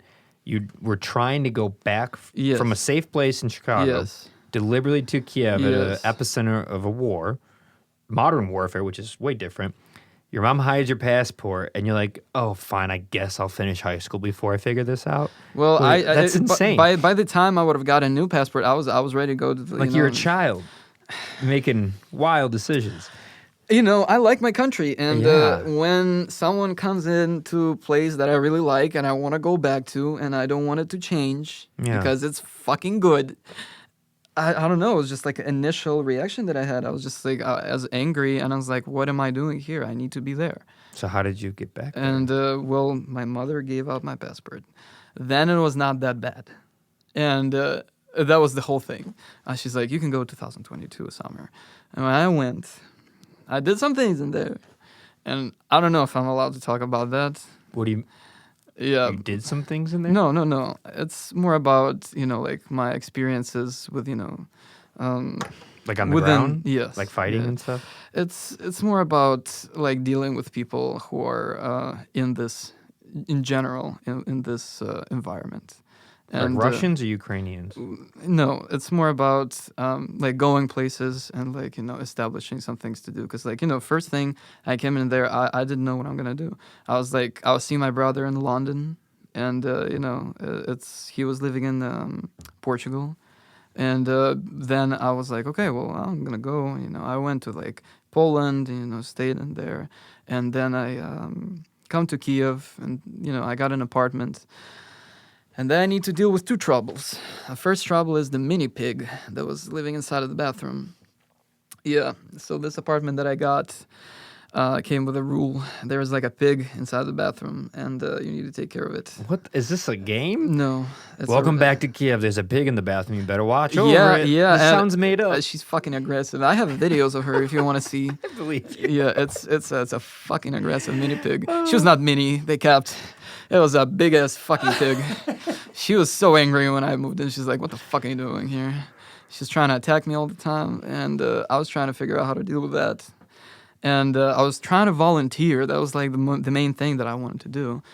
So like first I started to work like like an animal shelter. We were building an animal shelter. It was like something that I was doing for a couple of weeks. I was there for 3 months only in summer. And, doing this, I realized that it's not enough probably, and I want to like organize a festival, and make a big project out of it, and I did that. That was interesting, but after that I got a couple of invitations that were like more out risky, and then I decided to go and experience some things for myself, and that was. What were you said invitations that were risky, like military stuff? First of all, I was invited like initially. I really, my mother, she's worrying about me. I know that, and I know she's gonna watch this, and I never told her that. So that's why I'm trying to be as accurate, like as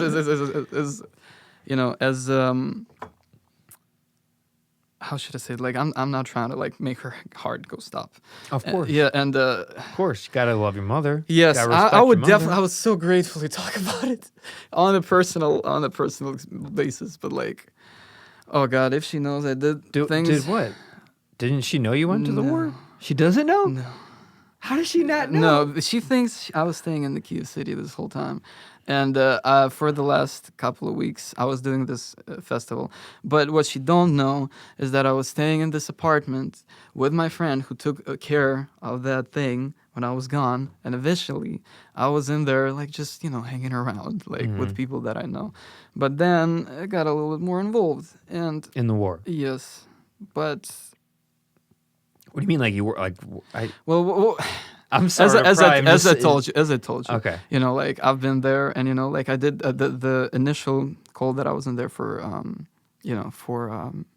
translation. I was there because I knew English, and my friends were like, okay, we're like work with Legion and stuff, and it's you need to know English because you communicate with all those wide variety of people, and the way how I knew the people that I was initially I was made contact with them. I was like the hostel across the street where I was staying. There was just like this drunk fight. It was like an Irish guy fighting this LA guy. They're both in the International Legion. Oh God, I was in there. I heard them mad screaming, fucking bashing the shit out of each other, and I was just jumping out and be like, "What's going on? People, stop! What the fuck?" And they didn't listen to me, and one of them went to grab like weapon that they had in storage in there. So I came out with the prop gun that I had in the building, and I needed to like make it bluff, like, because they had real weapons. And I have a picture of me still with this fake Tommy gun that I had. And you scared them away with it? I mean, I just said like, yo, motherfuckers, if this is gonna go down, we are all ending up here, people. With that a is fake not gun. that is yeah. It was a big. What the heck? It was definitely. And this is not even war. There's just people at a bar being obnoxious. No, they were in the hostel already. Oh, okay. Yeah, they were like drunk after the bar, and they were like comrades and stuff. Just causing a scene. But just yeah, fighting. they're just causing a scene. And you're trying to calm it down. Yeah. With a fake Tommy gun. Yes, but they had a real guns. They had real guns. They went to get a real gun. But like just the appearance of me with something that looked and made a clicking sound.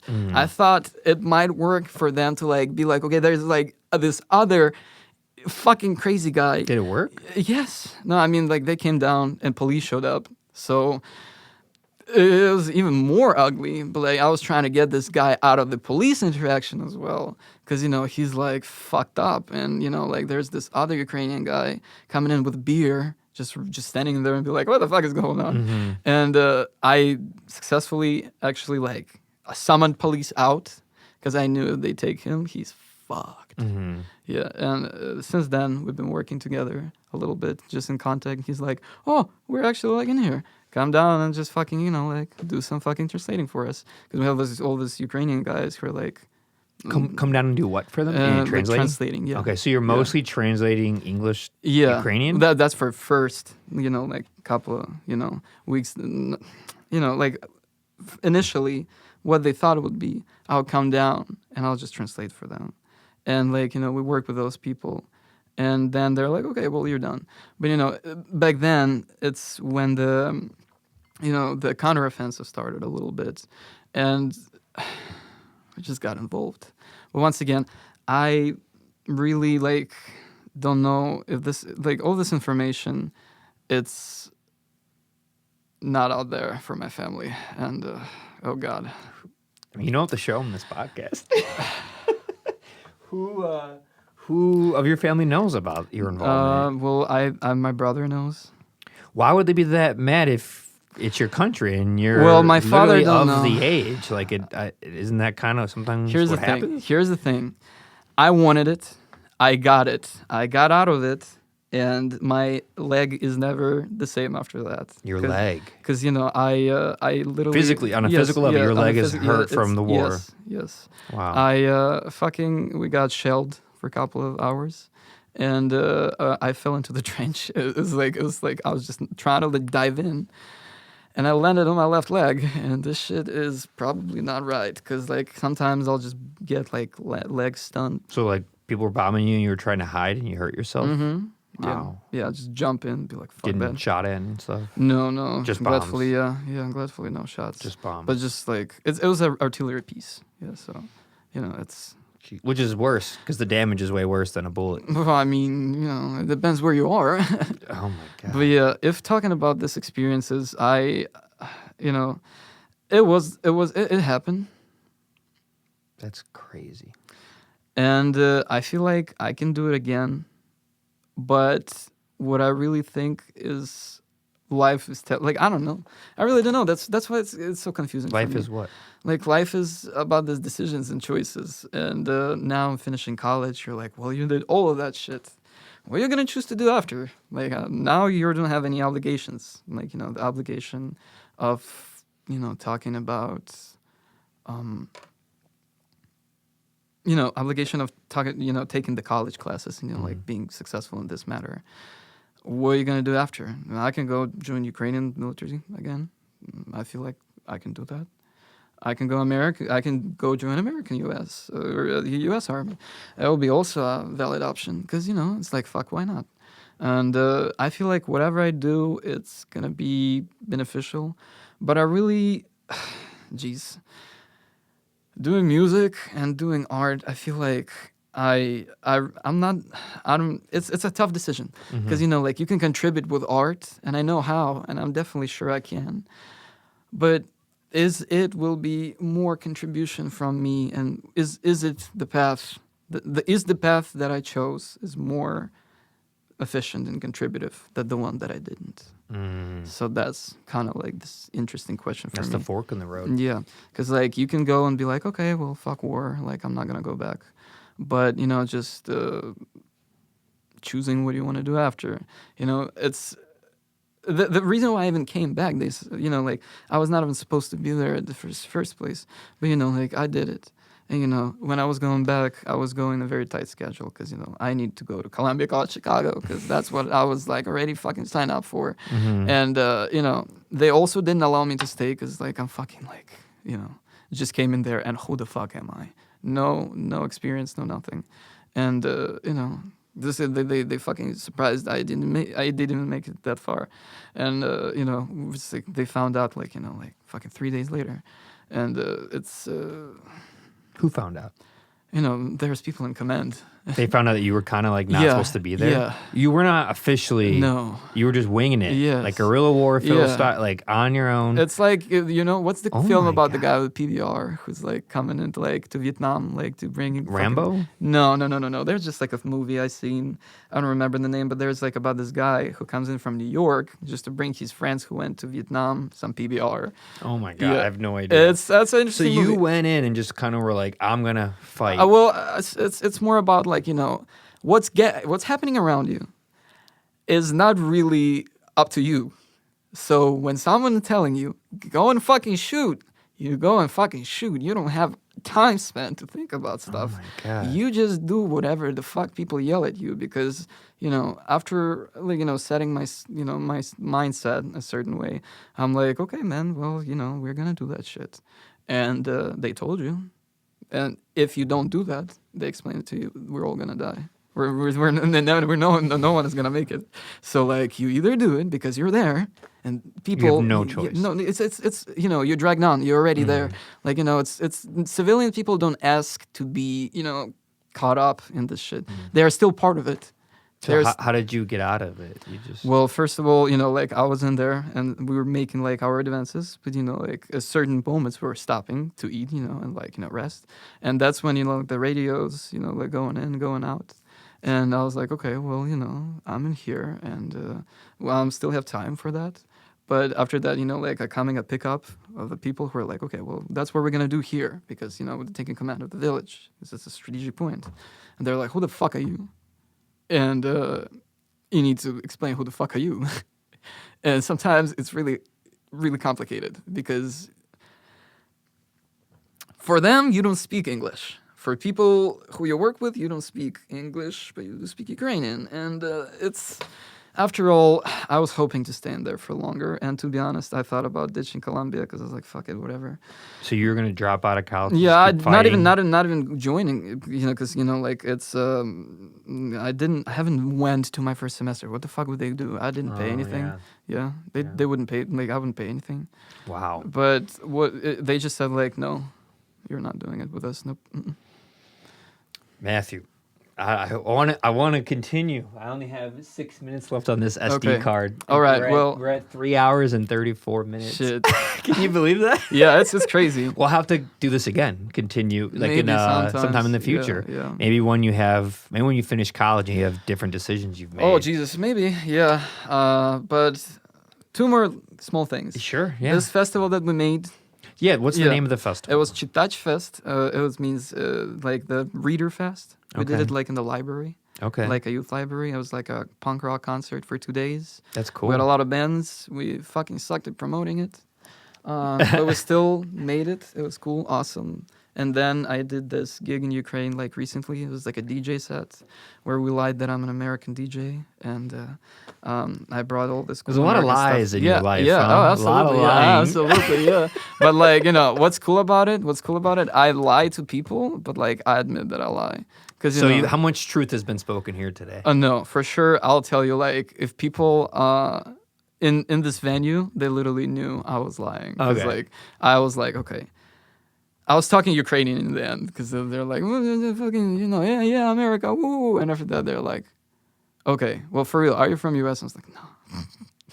And they're like, oh, see, it's fair. It's But, an like, easy lie to have yeah. because you were born there. Yeah. So you are a citizen. Yes, So it's I a am. weird gray I am. lie. Like Mhm. it's a weird white lie. Because you're like lying, but you're not. But you are, based on the context of it. You know what I mean? It's kind of like in Like if between. someone said, "Are yeah. you an American DJ?" You could be like, "Yes." Yes. Technically, on your Technically, passport, yes. it says U.S. Yes. But you grew up all of most of your life in Ukraine, so it's like it's complicated. Yeah. That's why. But you have an amazing experience and story that I think will inspire a lot of people because of all the stuff you've gone through, things you've overcome, the survival of the things you've experienced from not just war, which is awful, but just the stuff you went through. No, yeah, definitely. Your teenage years sound Yeah. insane. No, I don't know. I was talking about that too much, but it's not. No, even like I mean it's people half need of to it. help to relate to people. All right, let me tell you the last one, the real quick All right, one. we have 3 minutes. Okay. I have to stop before it hits 3 minutes, otherwise it'll Okay. probably ruin the data. Okay. If it turns Okay, off while just it's... do it right now, probably. Well, then we got to say goodbye. Okay. All right. I got to say goodbye. Yes. Tell everyone where they can find your music or your art. Okay. Yeah. You go to Instagram. Yeah. Say it into the mic.